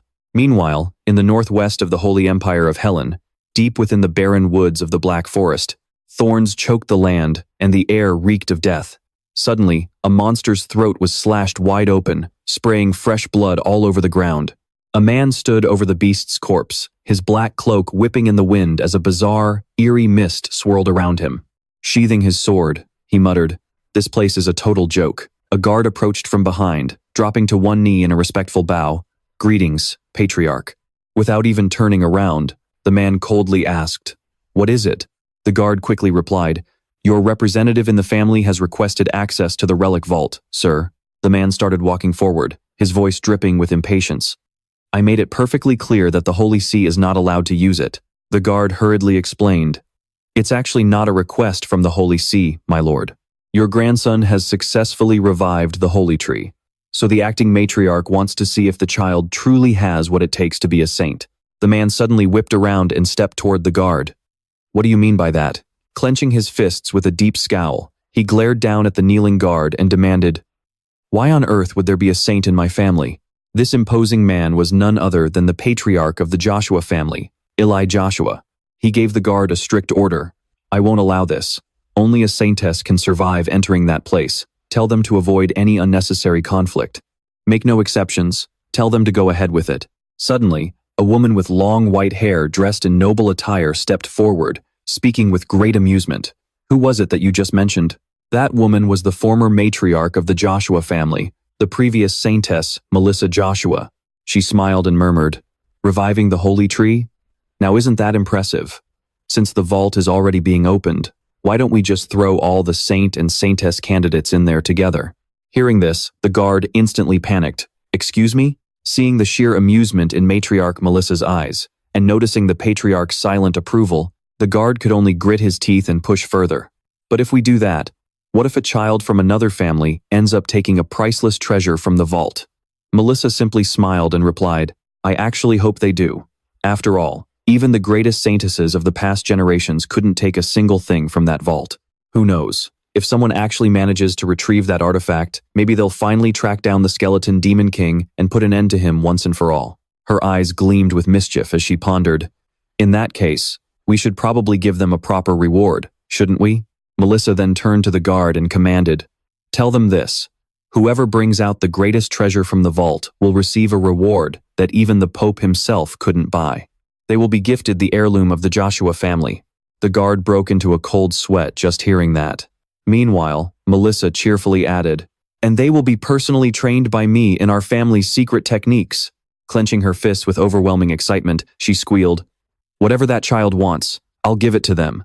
Legend has it that the relic vault doesn't just hold sacred treasures, it also hides a secret technique dating back thousands of years. For generations, the Saintesses have held the solemn duty of guarding this vault. That's why people often say the Joshua family is the true master of the vault. Because only children under 10 years old are allowed to enter, it has long been used as a rite of passage for Saintess candidates. Upon turning 1 year old, these children would step inside and choose an item. People would then predict what kind of power the future Saintess would wield based on the item she brought back. However, the vault is an incredibly dangerous place. Even the most promising Saintess candidates could easily lose their lives inside. After several tragic incidents, the vault was sealed away. A dark shadow grinned wickedly and muttered, "Let's see about that." Staring intently at Isaac, the shadow said, "If my master can survive and bring back the ultimate treasure." Isaac scowled in irritation, his face practically saying, "Why the hell are you recapping all of this to me?" But the ghost floating above his head didn't give up, trying its best to convince him. "But you're also looking forward to it, aren't you, master?" Isaac's eyes sparkled as he replied, "Of course I am." He continued with great excitement, "They say the corpse of the Skeleton King is kept in there." Suddenly, a hand reached down and lifted him out of his crib. "Are you excited?" The young master who led the Blue Knights smiled at Isaac and said, "The matriarch has opened the relic vault for all candidates." Isaac was secretly shocked. All of them? As if answering his unspoken question, he happily tossed the baby into the air and said, "All the descendants of the 5 noble families will be coming. Even though that cursed Pope's family is coming too, I'm absolutely sure you'll win no matter what." Master. Seeing this, the ghost could only sigh and murmur, "It looks like they're making a huge deal out of this." Isaac was tossed high into the air, but his mind was already racing with calculations. "Well, this is actually good. The more people there are, the easier it'll be to distract them. That way, I can reclaim my body much more easily." As Isaac came falling back down, someone else caught him, and he heard a familiar, warm voice. "You must be careful, Isaac." Holding Isaac right in front of him, he warned, "The demons captured from the battlefield are guarding that place." Isaac made a mental note. It'll be dangerous because of the guarding demons, but then he thought, if they were so easily captured, they must only be level 6 at best. I'll just overpower them. But before Isaac could finish his calculations, Henry poured cold water on his plans, saying, "Those level 8 demons won't be easy to deal with." As he spoke, he gently placed Isaac back in his crib. Hearing Henry's words, Isaac froze in shock. What the hell? Why on earth are there level 8 demons in there? The commander then chimed in. Though, honestly, that level 9 dragon is probably the worst of them all. Henry smiled and replied, "If we're only looking at levels, then yes, definitely." Hearing their conversation, the ghost practically cried out in despair. This entire Joshua family must be out of their minds. A dragon in a place where a bunch of kids are going? Isaac was completely speechless.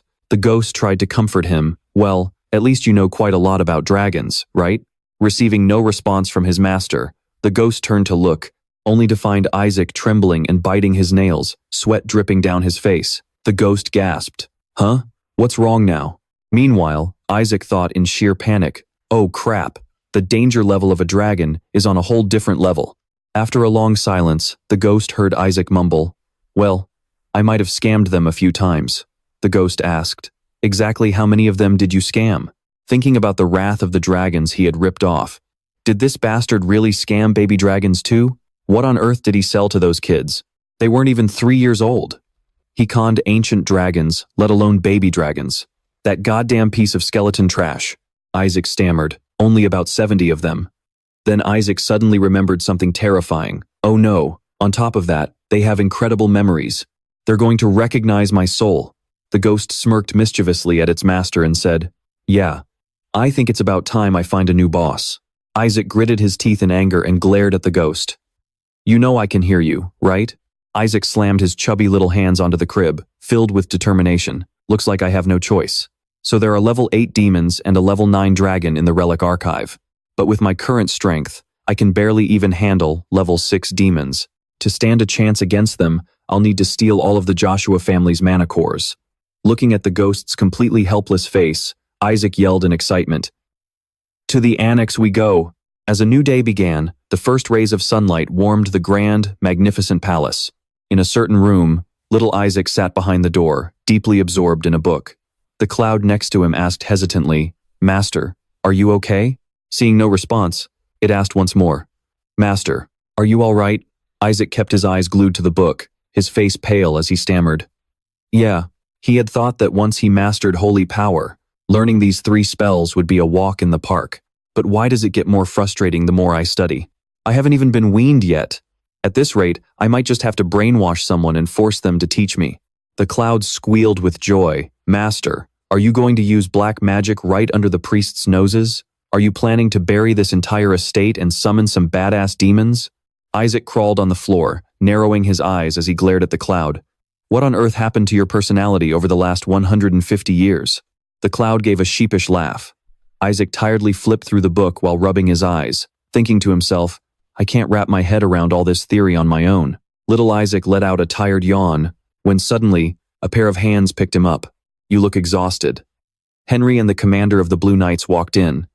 Henry scooped him up, hugging him warmly, and said, I bet you've had a very busy day. Isaac grumbled inwardly. Well, yeah, kids my age need 16 hours of sleep a day. While Henry was putting Isaac back into his crib, the commander picked up the book, looking completely puzzled. After putting Isaac down, he spread his palm in front of the baby's eyes and muttered, Recreate. A soft golden light enveloped Isaac. Oh, that's a neat spell. Go on, cast another one. While his uncle was distracted talking to the commander, Isaac tried to climb out of his crib. Seeing this, the cloud quickly stopped him, saying, Please, just stay put. The cloud continued, You need to get to the annex as soon as possible. You can't keep hiding people here, right? Isaac suddenly remembered, Oh right, the annex. I need to get rid of these guys as quickly as possible. Noticing the sudden silence behind them, Ryan and the commander quickly turned around to check. Seeing Isaac sleeping face down in his crib, the cloud sneered, What terrible acting. Clutching the spellbook to his chest, the commander smiled and said, Lord Isaac sure fell asleep fast. Ryan chimed in with praise. An amazing child. He does everything so quickly. Hearing this, the cloud wanted to scream at them. Have you all completely lost your minds? Seeing that Isaac was fast asleep, Ryan said, It's getting late. Shall we head out? The commander agreed. Yes, I need to get to training anyway.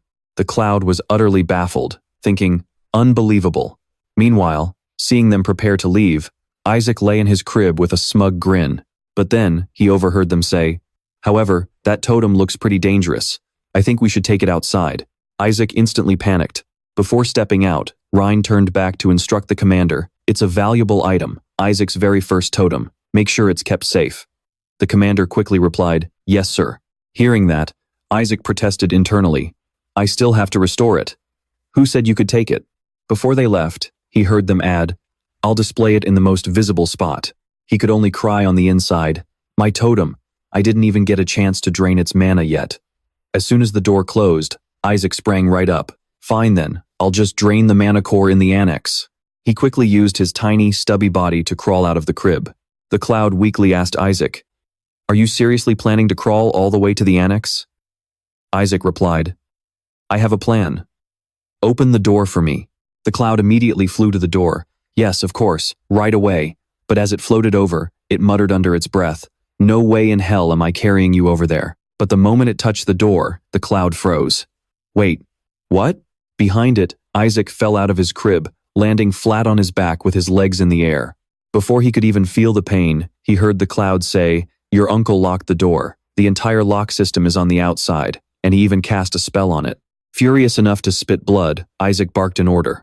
Break the door down. Thinking of the guards outside, the cloud warned, They'll think you're under attack and swarm the place. Isaac cursed, Damn it. Angry, Isaac banged his hand against the door, grumbling, This is driving me crazy. I can't stand listening to them gossip. If I use magic, it'll only make things worse. Suddenly, the door creaked. Just as Isaac, standing in front of the door, was wondering how on earth he was going to escape, the door smacked him right in the face. A boy about 5 or 6 years old pushed the door open and walked in. Holding a prosthetic arm wrapped in bandages, he stared at Isaac sprawled on the floor. The boy gasped in surprise. This brat can't even walk yet.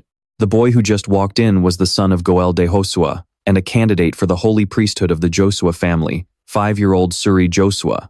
Isaac quickly rubbed his nose and stared at the boy in front of him. Suri glared back, thinking, This guy must be my enemy. Isaac looked at the boy, who thought, A totem that even a genius like me couldn't create. He clenched the toy in his hand. There's no way this little brat could have made it. Opening his palm, a ring of golden light suddenly appeared. Isaac watched the scene with excitement. Suri raised his hand, his eyes filled with malice. I am the one who deserves to be the saint. Isaac innocently crawled to his feet, but out of the corner of his eye, he saw the boy casting a spell on a nearby toy while muttering, "How dare you covet what's mine?" He was still speaking, "This is how I'll get rid of that arrogant Josua," when he suddenly shrieked. The toy from earlier smacked him right on the head. Isaac giggled in delight. "Found myself a horse to ride." Suri's face darkened with rage. "Do you have any idea who I am?" "Since babies can't talk," Isaac replied in his head. "You look exactly like that thug of an uncle. You must be his son." With that, Isaac grabbed the toy, looking smug. "I saw you gathering mana to attack me, you little brat." Isaac repeatedly whacked Suri with the toy. "Take that, you jerk." The floating cloud cheered from the side. "Great hit, master." As he swung, Isaac thought, "You arrogant brat, get ready to be my personal horse." Unable to fight back, Suri could only take the beating in silence, finally using his holy power to block. "Do you really think you're better than everyone else?" Isaac smiled and rubbed his chin, looking surprised. Suri boasted, "What's there to be surprised about? No one my age can use level 3, holy defensive power." Focusing his holy power, he sneered, "You're surprised way too early." Isaac silently watched him manifest his holy power, the level 3 offensive holy power, Holy Light. Rings of white light appeared in midair as Suri yelled, "Take this." Isaac's jaw dropped in mock amazement at the holy power. "Ooh, so impressive." Then, a slight smirk played on his lips. "Thanks for the meal." What happened next absolutely terrified Suri. All he saw was a crescent ring of purple light, and then, a massive barrier enveloped Isaac. Suri stared at the baby in sheer panic. How on earth did a simple defensive spell get amplified like that? Watching Isaac play around with the spell, Suri thought, how does he even know how to use it when the teacher hasn't even taught it to me yet? Isaac babbled as if trying to say, "Thanks for the pointer, pal." Suri turned around in shock, thinking, "No way." Suri stood frozen, watching Isaac giggle as he pointed right at him. Seeing the spell rebounding back toward them, Suri stammered out a scream. Wait! Wait! Stop!" Isaac sat there, watching with a smug grin. The Phantom spoke up. "The entire Joshua family must be completely out of their minds, putting a dragon in a place packed with newborns." It continued, "Still, Master, at least you have an incredibly deep understanding of dragons." Suddenly, a worried Isaac bit down on the Phantom's hand. The Phantom panicked. "What is it now?" Meanwhile, Isaac thought, "Oh, crap. Now that I think about it, dragons really are dangerous. I scammed them for ages." The Phantom asked, "Exactly how much did you rip them off for?" "That bastard ripped off the baby dragons." "What on earth did you sell to those kids? They weren't even 300 years old, and plenty of adult dragons got scammed too." "You bony bastard, what about 70 of them?" Isaac worried. "This is bad. They hold a serious grudge. They're going to recognize my soul." The Phantom replied, "Well, isn't this the perfect chance for me to switch places with you, Master?" Isaac snapped, "I can hear you, you know." Then, he slammed his hand down. There was no other choice. Suri stood frozen in fear, staring at Isaac sitting on the shoulder of a towering, blood-red-eyed demonic shadow that glared right back at him. Isaac babbled, "Whatcha doing?" With an excited grin, he thought, "Hey kid, get over here and carry me. Quick." Suri had no choice but to let Isaac tightly grab his hair. Terrified, he kept his eyes glued on every single movement of the demonic spirit. Even so, he kept a firm grip on Isaac's legs to keep him from falling, thinking in a panic, "Right, just focus on getting out of here alive first." Isaac went from enjoying his ride on Suri's shoulders to yanking his hair into a messy bird's nest, while Suri's body wouldn't stop shaking violently. Helplessly carrying Isaac while utterly terrified, he whined in a trembling voice, "Somebody, please save me." Under the pitch-black night sky, lit only by the bright moon above, the quiet garden echoed with the faint, constant sound of Isaac's baby babbling. With one hand gripping Suri's hair and the other pointing a toy, Isaac's tiny mouth kept barking out orders. "Left. Go left." With Isaac on his back, Suri dragged his heavy feet, struggling to follow the baby's directions. Exhausted, Suri stopped to catch his breath. Isaac frowned in annoyance and snapped, "Are you trying to get us killed? Snap out of it." Suri weakly protested, "Where are you even trying to go in the middle of the night?" Suddenly, his feet stumbled backward as he looked up in sheer horror at what lay ahead. He broke out into a cold sweat and stammered in absolute terror. This is the Joshua family's second annex, the haunted house." While Isaac was deep in thought and the phantom chuckled mockingly, Suri's mind raced with panic. Why did this psycho drag me here? So many people died in this place. The head of the family banned anyone from entering. Suddenly, both Isaac and the phantom got incredibly excited. Giggling, the phantom spoke. Looks like there are dozens of them here. It looked at the clusters of light scattered throughout the house and said, normally, you'd have to risk your life training for decades to gather this much mana. Waving his toy to signal Suri to go inside, Isaac thought, let's move, kiddo. Realizing what he meant, Suri cried out in terror, You want to go in there? No, we can't. The adults specifically warned us not to. Before he could even finish his sentence, the demonic spirit suddenly appeared right in front of his face and threatened, shut up and keep moving. Inside the building, the faint moonlight filtered through the glass windows. With Isaac on his shoulders, Suri took cautious, silent steps. Isaac rested his hand on Suri's head, scanning the surroundings before remarking, Man, it's way worse on the inside. Suddenly, his eyes lit up. Staring at a nearby door, he thought, Huh? Wait, what's that? The phantom reappeared and said, The entire building has been sealed, Master. Every door here is protected by some kind of barrier. Hearing that, he slumped onto Suri's head in disappointment and muttered, Ugh, what a pain. Still terrified, Suri urged, Hey, let's go back. Everything in here is locked up. Suddenly, Isaac yanked his hair to the left and babbled loudly. Yelping in pain, Suri cried, Ow, what is it? He tried to pull Isaac's hand away, shouting, Let go of me. But as his eyes followed where Isaac was pointing, he gasped, Huh? The moonlight shining through the window revealed a row of dusty, solemn portrait frames hanging on the old wall. He looked up to get a better view and muttered, The previous heads of the family. Glancing at the portraits, Suri scoffed at him. Don't tell me you're aiming to be the family head too? He smiled with smug confidence and added, Too bad it's useless. The next head of the family is going to be me. Completely ignoring his words, while holding his toy, a sinister, dangerous expression crept onto Isaac's face. Then, he swung his arm with force, aiming straight at one of the portraits on the wall.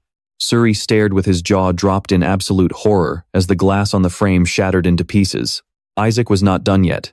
He kept swinging that toy, smashing every single one of the remaining portrait frames. Suri was losing his mind, desperately trying to stop him, yelling, Our great ancestor. Are you completely insane? What on earth are you doing to the portraits of the family heads? Once he finished his destruction, Isaac held the toy in his hand, smiled smugly, and spoke with absolute cool. Right? I mean, who puts a barrier on portrait frames anyway? Just then, the ghost of the observer materialized again, happily reporting, The barrier has been shattered, Master. Isaac grinned mischievously and thought, Perfect. Leaping right off Suri's back onto the floor, he casually said, Let's move. Suri panicked, quickly calling out, Whoa, wait, where do you think you're going? Isaac stuck a perfect landing and immediately did a series of rolls to get away, with the observer's ghost floating right above him. He left Suri standing there all by himself, screaming in absolute frustration, Hey, are you out of your mind? Where do you think you're going after making a mess like this? Isaac rolled right up to a door and pushed it wide open with all his might. Seeing the glittering pool of mana inside the room, his eyes lit up as he whispered, Amazing. Suri sprinted as fast as his legs could carry him to catch up, but Isaac was already issuing a command. Isaac whispered, Lock the door. As the door slowly began to swing shut, Suri saw it and desperately pushed himself to run even faster. Screaming at the top of his lungs, he pleaded, Hey, stop, what are you doing? But right before the door clicked shut, Isaac turned around. He flashed a smug, mocking smirk, thinking, A little brat like you doesn't need to know. Outside, Suri banged on the door, yelling, Hey, kid! With the door firmly shut, Isaac sat down cross-legged, placed his hands on his lap, and exhaled deeply. Activating his magic, he murmured, All right, let's get started. Outside, Suri pounded on the door with everything he had, yelling threats, Get out of there, right now, or I'm telling the adults everything you did. He kept banging on the wood, screaming, I'll tell them every single thing, and they're going to kick you out of this place. He was so loud he didn't even notice a group of people approaching from behind. Eli, leading the crowd, called out sternly, Suri! Hearing that familiar voice, Suri instantly froze like a statue. He slowly turned around in a daze, only for Eli to ask, What on earth are you doing here? Seeing him, Suri gasped in relief. Uncle! You came at the perfect time. It's Isaac, that little monster, but before he could even finish, the elder snapped. What do you think you are doing, Suri? No matter the excuse, you know very well that the annex is strictly off limits. What could you possibly be thinking, bringing him here? Suri could only manage an awkward, terrified smile. Huh? But the elder pushed on. Do you have any idea how many people saw you carrying Isaac here on your back? To make matters worse, we found traces of offensive holy magic in Isaac's room. You are going to take full responsibility for this. Do you understand? Hearing this, Suri panicked, stammering in protest. No, I mean, yes, I brought him here, and okay, some of that holy magic was mine. Eli placed a firm hand on his shoulder and said in a low, disappointed voice, Suri, you've gone way too far this time. No matter the reason, you just harassed a baby who hasn't even been weaned yet. Eli's expression turned incredibly cold as he demanded, Where did you lock him up? Suri panicked, waving his hands. I didn't lock him up anywhere. His words left everyone in the room utterly dumbfounded. Isaac went in there on his own. Ignoring him, Eli stepped forward, rushing to the door. Isaac, are you in there, buddy? He grabbed the handle and gasped. It's locked? Oh, dear Lord. Right then, the door slowly creaked open. In the pitch-black room, little Isaac was sobbing uncontrollably. Heartbroken, Eli cried out, Isaac! The elder rushed over, asking anxiously, Are you all right, sweetie? Oh. The poor thing looks absolutely terrified.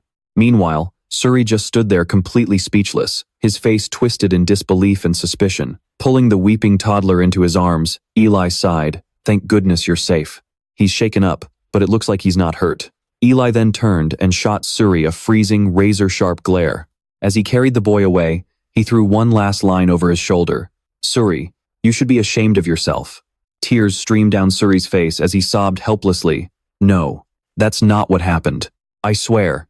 But right then, Isaac whispered under his breath, a message meant only for Suri's ears. Thanks a bunch. Giving him a wicked, triumphant smirk, Isaac mouthed. Thanks to you, I had an absolute feast. Suri lost his mind with rage, screaming at the top of his lungs. You little piece of... The elder blinked in confusion. Suri? The guards nearby whispered to one another as they looked at the baby. Wait. Why does the kid look so warm, almost like he's burning up?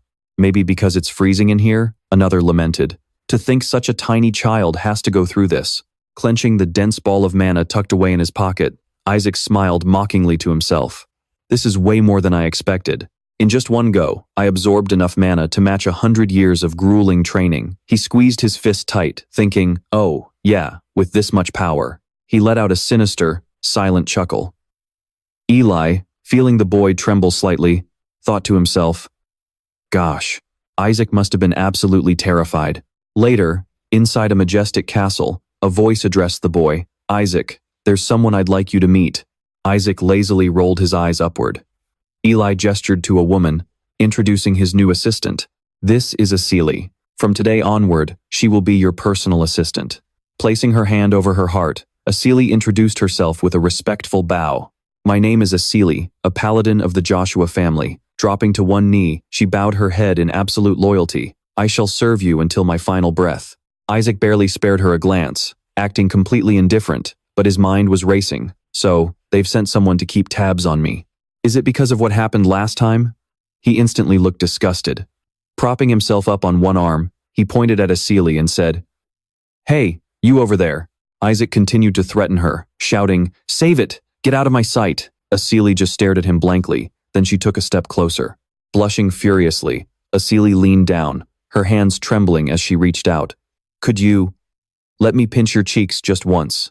Isaac stared at her blushing face in utter confusion, thinking, Seriously, why are there so many lunatics in this family?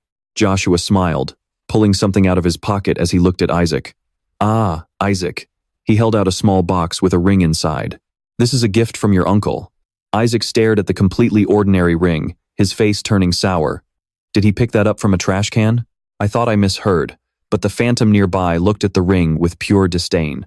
It seems the Rotsua family is truly in a crisis. How dare he call this a worthy gift for my master's first birthday? But the moment Asili saw the ring, she gasped and lunged forward, staring at it in utter disbelief. Oh my God, isn't this the Saintess's legendary heirloom? Standing beside him, Joshua gently patted his head with a warm smile. It's the Saintess's heirloom. Your uncle retrieved it from the council just for you." Isaac's eyes widened in shock. "No way. It's the real deal." An image of the Saintess flashed in his mind, her ringed finger glowing with light. This was the very ring she had used in her battle against me. An ancient ring, holding a trace of holy power. The ring began to glow. As he held the sparkling jewelry to examine it, he was amazed by the sheer intensity of the holy power sealed within. Isaac smirked as he stared at the ring, plotting. "It looks like it'll break after only 1 or 2 uses, but I have a way to fix it." He suddenly looked up, spotting Goratsua leaning against a tree, glaring at them with pure envy. Isaac stared right back at him. Seeing that furious, jealous scowl, Isaac knew for a fact the ring was genuine. Goratsua was glaring at his baby nephew, as if he wanted to wipe him off the face of the earth. Goratsua began walking over to the group, and Isaac watched him with a skeptical look. "My sweet little nephew, Isaac." He approached with a sickeningly fake smile, cooing, "Oh, aren't you just precious?" Goratsua, fake, greeted him, while both Isaac and his phantom companion watched him put on his little show. "I do hope you're comfortable here." Isaac cringed instantly. This is so disgusting," Isaac thought, staring at the man's overly enthusiastic face. He's definitely lost his mind. Damn it, things are getting too complicated. Isaac stared at the ring, thinking, I specifically sabotaged the blessing device in the Holy Treasury, so he couldn't receive any blessings.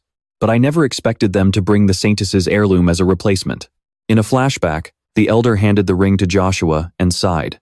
Since Isaac didn't receive the blessing, we have no choice but to give him this instead. Seeing the ring, Goratsua had panicked. "The Saintess's heirloom?" he yelled at the elder. "You should be giving that to my child." The elder scoffed. "Give it to him?" She let out a long sigh and waved her hand to dismiss him. "Hasn't your son already received a blessing from the Holy See? Don't be so greedy. Now, leave." Goratsua had gritted his teeth, thinking back to his plan. "I was going to fake a donation to the Holy See just to get my hands on it. That brat will never understand the true value of an heirloom like that." Out loud, he sneered. "If you're choosing a gift, you should have at least picked something decent. This thing is completely useless." Hearing this, Joshua immediately snapped back. "Useless? How can you speak of the Saintess's relic like that?" Goratsua smirked, holding up a small box. "Isaac is my precious nephew too. How could I let you give him something so worthless?"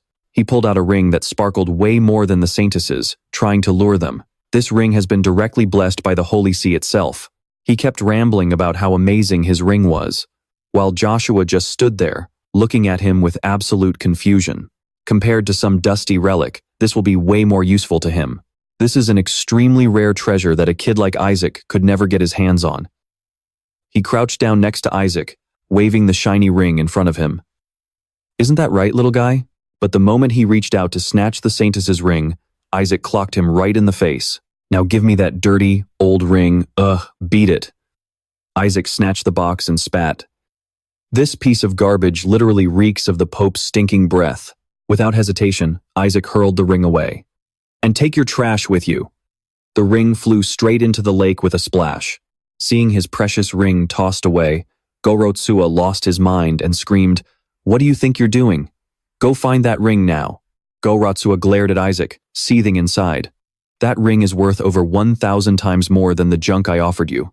Isaac looked at Joshua, raising his hand to show off his new ring. Joshua smiled warmly in his heart, thinking, "So you still chose my gift after all?" Joshua reached out to him and cheered. "Isaac, my beloved nephew." Raising both hands to the sky, he laughed happily. "From now on, I will only give you the absolute best." Standing right beside him, Asili copied his gesture, raising her hands to the sky and cheering, "Hooray for young Master Isaac." Meanwhile, the poor guards were left struggling, diving deep into the water to search for the discarded ring. "It's way too deep, young master." Goratsua stood by, his face pitch black as he barked orders at his men. "Find it at all costs. Even if you have to risk your lives, find it." Watching the chaos, Isaac smirked and crossed his arms. "I win. I've applied gravity magic to it, so they'll never find it." Whisper, the ghost next to him, flattered, "As expected of my master. His determination to never touch your smelly artifact is truly admirable." Isaac ordered Whisper, "Pick it up tomorrow morning." Surprised, the ghost asked back, "Me?" To which he defiantly shot back, "Well, it's not going to be me." Thinking back to the scene of Goel, Eshua clutching his head and screaming, Isaac was certain that the item must be incredibly valuable. He told Whisper, "That thing is worth a fortune. I'm going to sell it." Goel slammed his fist onto the table. "That little brat." Sinking his head onto his clenched fists, he muttered in frustration. He has no idea how much that thing is actually worth. Then, sinking dejectedly into his chair, he muttered, "Whatever. It's not like that kid knows how to use an ancient ring anyway." Goel continued to ramble, trying to comfort himself. Only someone who can't use holy arts can even activate that thing, and it needs to absorb the holy power of at least 20 people to work, which is practically impossible. He let out a sinister laugh. "I doubt even 10 people will show up for his birthday. It'll just be them in that grand mansion of theirs." However, the next day, the scene was bustling with a massive crowd of adults and children. Taking in the sight, Asili happily exclaimed, "This is amazing! There are over 148 Saintess candidates, including nobles and servants. About 4,000 people are gathered here today."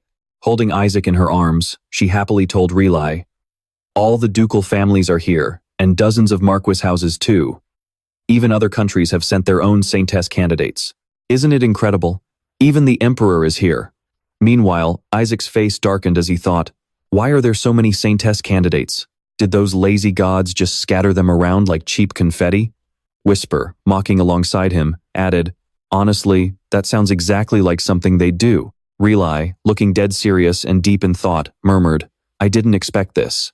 I thought no one would show up, even though they knew it was a trap." Just then, someone pushed the door open and walked in, saying, "Of course they wouldn't think it's a trap, my friend." Simon cheerfully walked toward them and said, "Long time no see, Relai. He is the head of one of the 3 great merchant associations in the Empire, and my best friend." Relai looked at him in surprise and asked, "Simon, you came too?" Simon laughed heartily and replied, "The rumors have spread all across the Empire." Simon happily added, "Of course I had to come." Hearing this, both Relai and Asili furrowed their brows.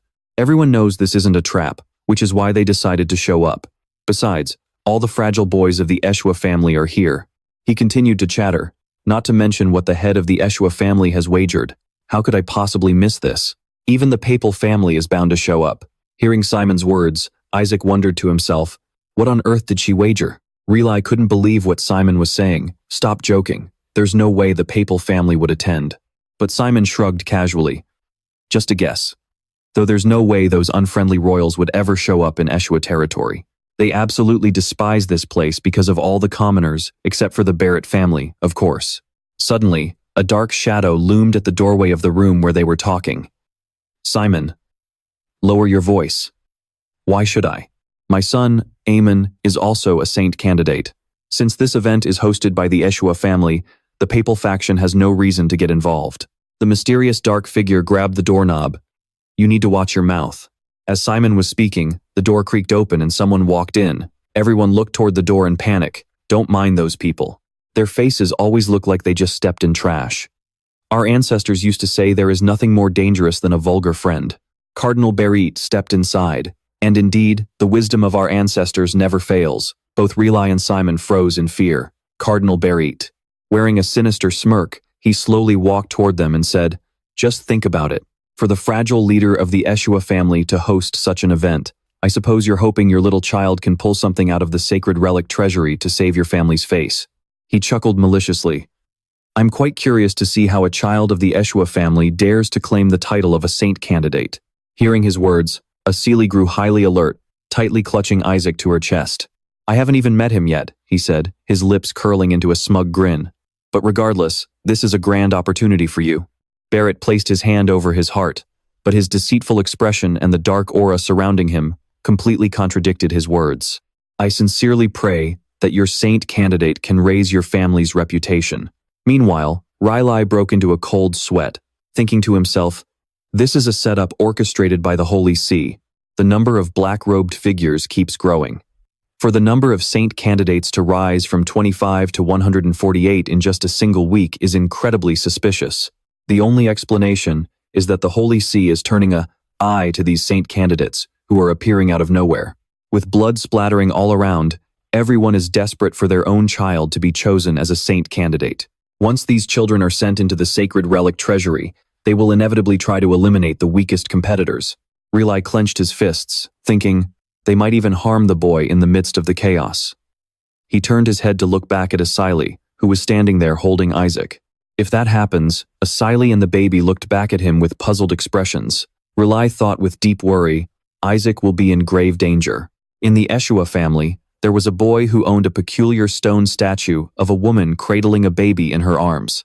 Aside from his stunning looks and the family's prestige, he was totally useless. But to those looking to steal the superior genes of the Eshua family, or those seeking favor with the papal house, or even those who despised the Saintess's bloodline, this Eshua kid was nothing short of the perfect prey.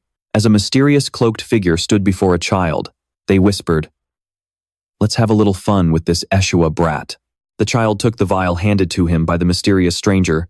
"It won't kill him, but it will ruin him for good. Mix this drug into his water and use the holy poison." Now, empty glass vials lay scattered all over the floor. Let's teach this brat how cruel the world can be. Nearby, a group of young children turned pale with terror as they stared in unison. We'll turn him into a complete laughingstock in front of everyone. Meanwhile, a toddler sat on the floor, chugging down a bottle like there was no tomorrow. The pile of empty glass bottles grew larger and larger, as if declaring to the world that this Eshua kid could never become a saint. After downing a massive amount, Isaac happily wiped his mouth with a bright grin. Man, that was delicious. The other kids stood there, frozen in sheer horror. "Guys, I'm terrified. Just how many bottles has he chugged down?" Isaac threw an empty bottle right at the head of a whining kid and demanded, "Bring me more. This puny poison can't kill me." Sitting on the floor, he thrashed around, yelling, "More! Give me more!" The kid who got hit on the head burst into tears, wailing, "I want to go home. I'm so scared." Nearby, two kids whispered to each other, "What's wrong with that brat? I thought you put laxatives in his drink. Or did you grab the wrong bottle?" The surrounding crowd began to whisper, "Whoa, he's so weird." "Yeah, there's no way. Let's just get out of here." Shuri heard the gossip and could only facepalm, cursing Isaac in his head. Why does he keep chugging the spiked bottles? Shuri continued to fume internally, utterly embarrassed. Man, this is so humiliating. Stop dragging the Eshua name through the mud. Meanwhile, someone walked up to Isaac, who was still happily drinking away. Annoyed, Shuri marched over, snatched the bottle away, and snapped, "Stop drinking. Are you seriously that thirsty?" Shuri handed Isaac a different bottle instead. "If you want a drink, drink this." But mid-sentence, a bottle flew right into Shuri's face, as Isaac screamed, "It's not poisoned!" Someone else grabbed the bottle, and Isaac immediately grabbed their pants leg, throwing a tantrum and screaming, "Give it back! Give me the ultratoxin!" The person stood there, utterly helpless against Isaac's stubbornness, thinking, "Why is this kid so hyperactive?" The guy tried to explain, "You shouldn't drink this. This is actually holy poison." A woman nearby also tried to stop Isaac. "Are you insane? He'll die if he drinks that." Suddenly, someone gasped, "Holy poison?" Hearing that, Isaac suddenly lunged for the bottle with a crazed look in his eyes, screaming, "Give it to me, hand it over." While they fought over the bottle, the onlookers whispered about the holy poison. "It seems he has an extraordinary resistance to poison. I heard that a person can reach a level where they naturally neutralize toxins while training their holy power." What? Are you saying he has already reached that level? But why does he only target the poison bottles? Could it be he's doing it to make sure others don't drink them because they're dangerous? Shuri listened to the rumors and could only sit in a corner with a tired smile, thinking, what absolute nonsense. Suddenly, a voice spoke up, making Shuri look up. Is that true? Kina Barit appeared out of nowhere with a sparkling aura, standing right in front of Shuri. Are you saying he's sacrificing himself? Shuri stood up in shock, staring at him. Kina Barit? What is he doing here? I didn't hear anything about the papal house getting involved. The direct descendant of the papal family, Kina Barrett. The other kids were also bewildered, wondering why Kina had suddenly appeared here. Wait, that's Kina Barrett. Why is the papal house present at the Saintess's relic storage? Meanwhile, Isaac had successfully claimed the bottle and was now casually sitting on the guy's back, chugging it down. Well, looks like we already know who the winner is. Oh ho. Kina looked over at Isaac and thought, so this is the kid who is basically guaranteed to become the next saint? But could that pure hair color ever exist in the Barrett papal family? Kina thought about the signature hair color of the Eshua family. Everyone else in that family has hair the color of crap. Smirking slyly, Kina spoke up. What's so strange about someone from the papal family being at the Saintess's relic storage? Kina continued, but his next words left the person standing beside him completely flabbergasted. The papal house is the head of all priesthood, which means the Saintess's relic storage belongs to our family too. The moment those words left his mouth, everyone around him was stunned. This only fueled Kina's ego, and he burst into a loud laugh. I simply came here to collect what already belongs to me. Why do you all find that so weird? Isaac, still busy chugging, shot Kina a disdainful look and thought, listen to that arrogant prick. He's definitely from the papal house. A bright, radiant aura flared up around Kina, but that kid was a certified monster. His holy power alone surpassed that of a bishop, making him the #1 candidate to become the next saint. Isaac's train of thought was suddenly cut short when Kina spoke again. To think you'd use such cheap, vulgar tricks to humiliate the host, and you still dare call yourselves saint candidates? Kina continued to babble on. With a sneer, Kina said, pathetic. What kind of loser picks on a baby? As he walked toward Isaac. There's no way a toddler has poison resistance. Kneeling down on one knee to look at Isaac, the boy said, it has to be the Saintess's power protecting him. Glaring at Kina, Isaac could only curse in his head. Stupidity must be a family trait for this guy. Kina let out a fake laugh, summoning 2 small embers in his hands as he aimed them at Isaac. Poor thing. Don't worry, let Big Brother cure that poison for you. Seeing Kina channel his magic, the crowd began to whisper, wait, is he already able to use holy magic to neutralize poison? Look at the sheer size of his holy energy. That's gotta be at least level 5. But Isaac just stared back with a look of pure boredom and confusion. Oh, so this brat is trying to pull a fast one. Watching Kina charge up his magic, Isaac cursed under his breath. Are you seriously using me to show off your skills? Pretty clever, I'll give you that. But while putting on a fake smile, Isaac's hand whipped out and smacked Kina right in the face. The slap sent Kina's head spinning to the side.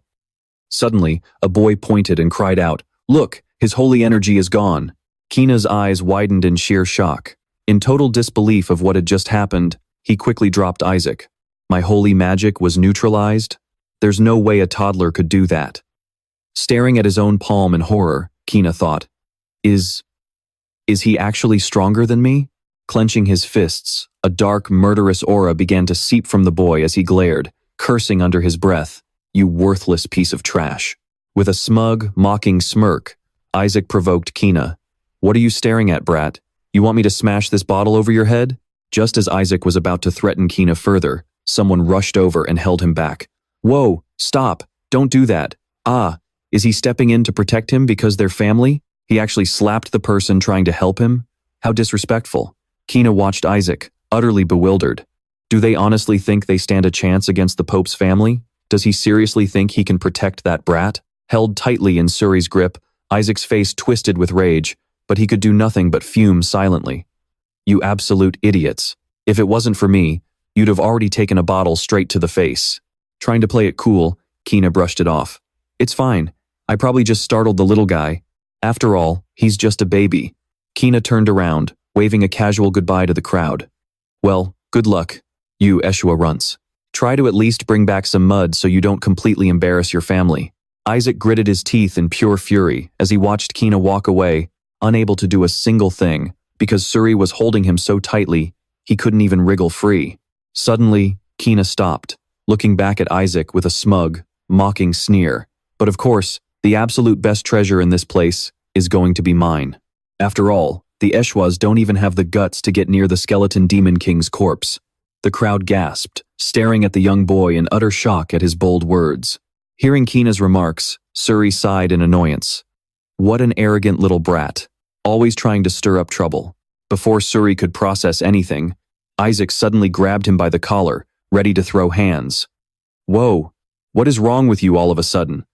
The two struggled and wrestled back and forth. The family had promised to grant a secret technique to whoever brings back the skeleton demon king's corpse. Hearing this, Isaac thought in sheer horror, Melissa, are you seriously playing games with my actual body? The shock froze Isaac dead in his tracks. Suddenly, his whole body began to tremble, and he collapsed flat onto the floor. Isaac shuddered at the horrifying thought of his own skeleton wrapped in red cloth and tied with a neat little bow like some cheap gift. Sitting among a group of kids, he mindlessly played with some bottles, staring up at the sky in complete despair. Remembering his past form as the Corpse King, Isaac thought, I've accumulated centuries worth of mana inside that body. If I can just get my hands on it, reaching level 10 would be an absolute breeze. His eyes flashed with frustration as he glared at the children surrounding him. But these brats are crawling all over the place. There's no way I can sneak it out. Crushing the plastic bottle in his grip, Isaac tossed it aside, thinking, whatever. Anyone who gets in my way is just getting crushed. Suddenly, a loud voice boomed, catching his attention. All right, everyone, gather around. It was the elder, making an announcement. We are about to head out, so listen up and pay close attention. He began his speech. This treasury of relics is a sacred sanctuary, housing the divine artifacts of the ancient saints who came before us. Isaac let out a silent groan. Great, another history lesson. We're never going to leave at this rate. Turning his head, he crawled off in the opposite direction, muttering, "This is so boring." Suri blinked in surprise. "Wait, hey." Watching Isaac crawl away, he whispered urgently, "Where do you think you're going?" Suddenly, a massive explosion erupted. Shielding his face, Suri shrieked in absolute panic. "Elder, Isaac is." Meanwhile, Isaac was tearing through the area at a mind-blowing, terrifying speed, grinning to himself. Finally, time to test out that holy magic I just learned. The elder shrieked in absolute terror. "Isaac, no, that's a forbidden zone." His frantic warning sent a wave of panic through the other children. "If you keep going that way, you'll trigger every single trap in the entire treasury." "Stop that crazy kid," everyone screamed, running desperately after him. Meanwhile, back at the Eshua family banquet hall, Asili said to Kaya with a worried look, "I just hope the young master is doing all right." An announcement echoed through the grand banquet hall. "We have successfully established a connection inside the relic treasury." The broadcast continued through the glowing magic orb. "The divine beasts are currently tailing the third candidate. According to our latest feed, the door to the first treasury has been opened, and the candidates are now making their way inside." Rion looked on, deep in thought. He thought to himself, "Wait, am I already in?" Suddenly, an announcement echoed, stating that the candidate currently in third place is Peter Simon. Below, someone screamed, "That's my son!" The announcement continued, naming Suri Joshua in second place, who was scratching his head in sheer confusion. The father kept yelling, "I mean, that's my boy," the announcer went on, but sounded incredibly hesitant and shocked to declare Ajax Joshua in first place. Everyone gasped in utter shock, leaving Jai and Asili Isaac completely dumbfounded. While he kept charging forward at full speed, more gasps of disbelief echoed through the crowd. "It's Isaac, Joshua!" Gasping for air, the elder ran after him, begging, "Isaac, please, not that way." Suddenly, he stepped right on a trap mechanism. The elder was immediately zapped by lightning. Yet, he still wheezed. "If you go that way, it'll trigger even more traps." Startled, Suri looked over and gasped, "Oh my God, I'm so sorry." Desperate cries for help echoed all around. "Save me," Suri panicked and snapped. "You lunatic, why did you have to barge in there and make such a massive mess?" Though utterly terrified, the boy didn't forget to keep screaming as he ran for his life. Complaints and screams filled the air. After all, the trials of the archive were already incredibly life-threatening. Suri reached his hand out toward Isaac to hold him back, yelling, "And now we also have to dodge traps set up specifically for intruders." Isaac approached the door, asking excitedly, "So, is this the entrance to the second archive?" Just then, a notification about the second trap popped up. The system announced that the trap had been activated, and they were entering the side door of the second archive. Terrified, the young boy yelled to stop him, "Ajax, don't go in there!" Giggling, the specter tried to flatter him. "Incredible. Master, thanks to all the mana you absorbed in the annex, I've leveled up," Isaac replied eagerly. "Excellent. Now I can work you to the bone." Left completely helpless, it cursed under its breath.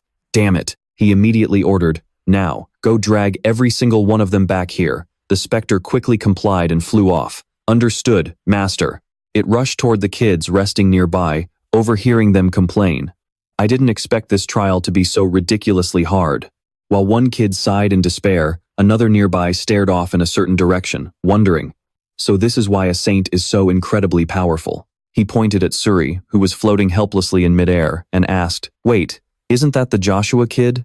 Another boy replied, "Yeah, it is." They grumbled in frustration.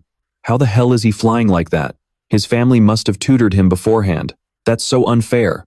Meanwhile, Suri thought to himself in frustration, "No, you idiots. My family didn't teach me a thing. As it turned out, the specter was actually clutching the boy, leaving him floating helplessly and completely out of control. It brought Suri back, dropped him onto the ground, and reported, "Master, I have brought back the messenger." After landing face first on the ground, the boy immediately warned him, "Stop this madness right now. I don't know how you managed to clear the first trial of the Destiny Selection Archive, but from the second archive onward, a single mistake will cost you your life." Suri kept rambling, "You have to face your fears and choose the hard path to truly grow." Irritated, Isaac shut him up with a swift strike, thinking to himself, "You talk way too much." He then ordered the groaning, "Suri, whatever. Just explain what we're dealing with in the second archive." Still sprawled on the floor, Suri turned his head and replied, "Once you enter the archive, you must absolutely not attack the enemy. Do you understand? Do not attack them." Flabbergasted, Isaac stared blankly and asked, "What kind of nonsense are you spewing? Why on earth can't I attack the enemy?" Panic-stricken, the kid warned him again, "That is the only way to clear the second archive.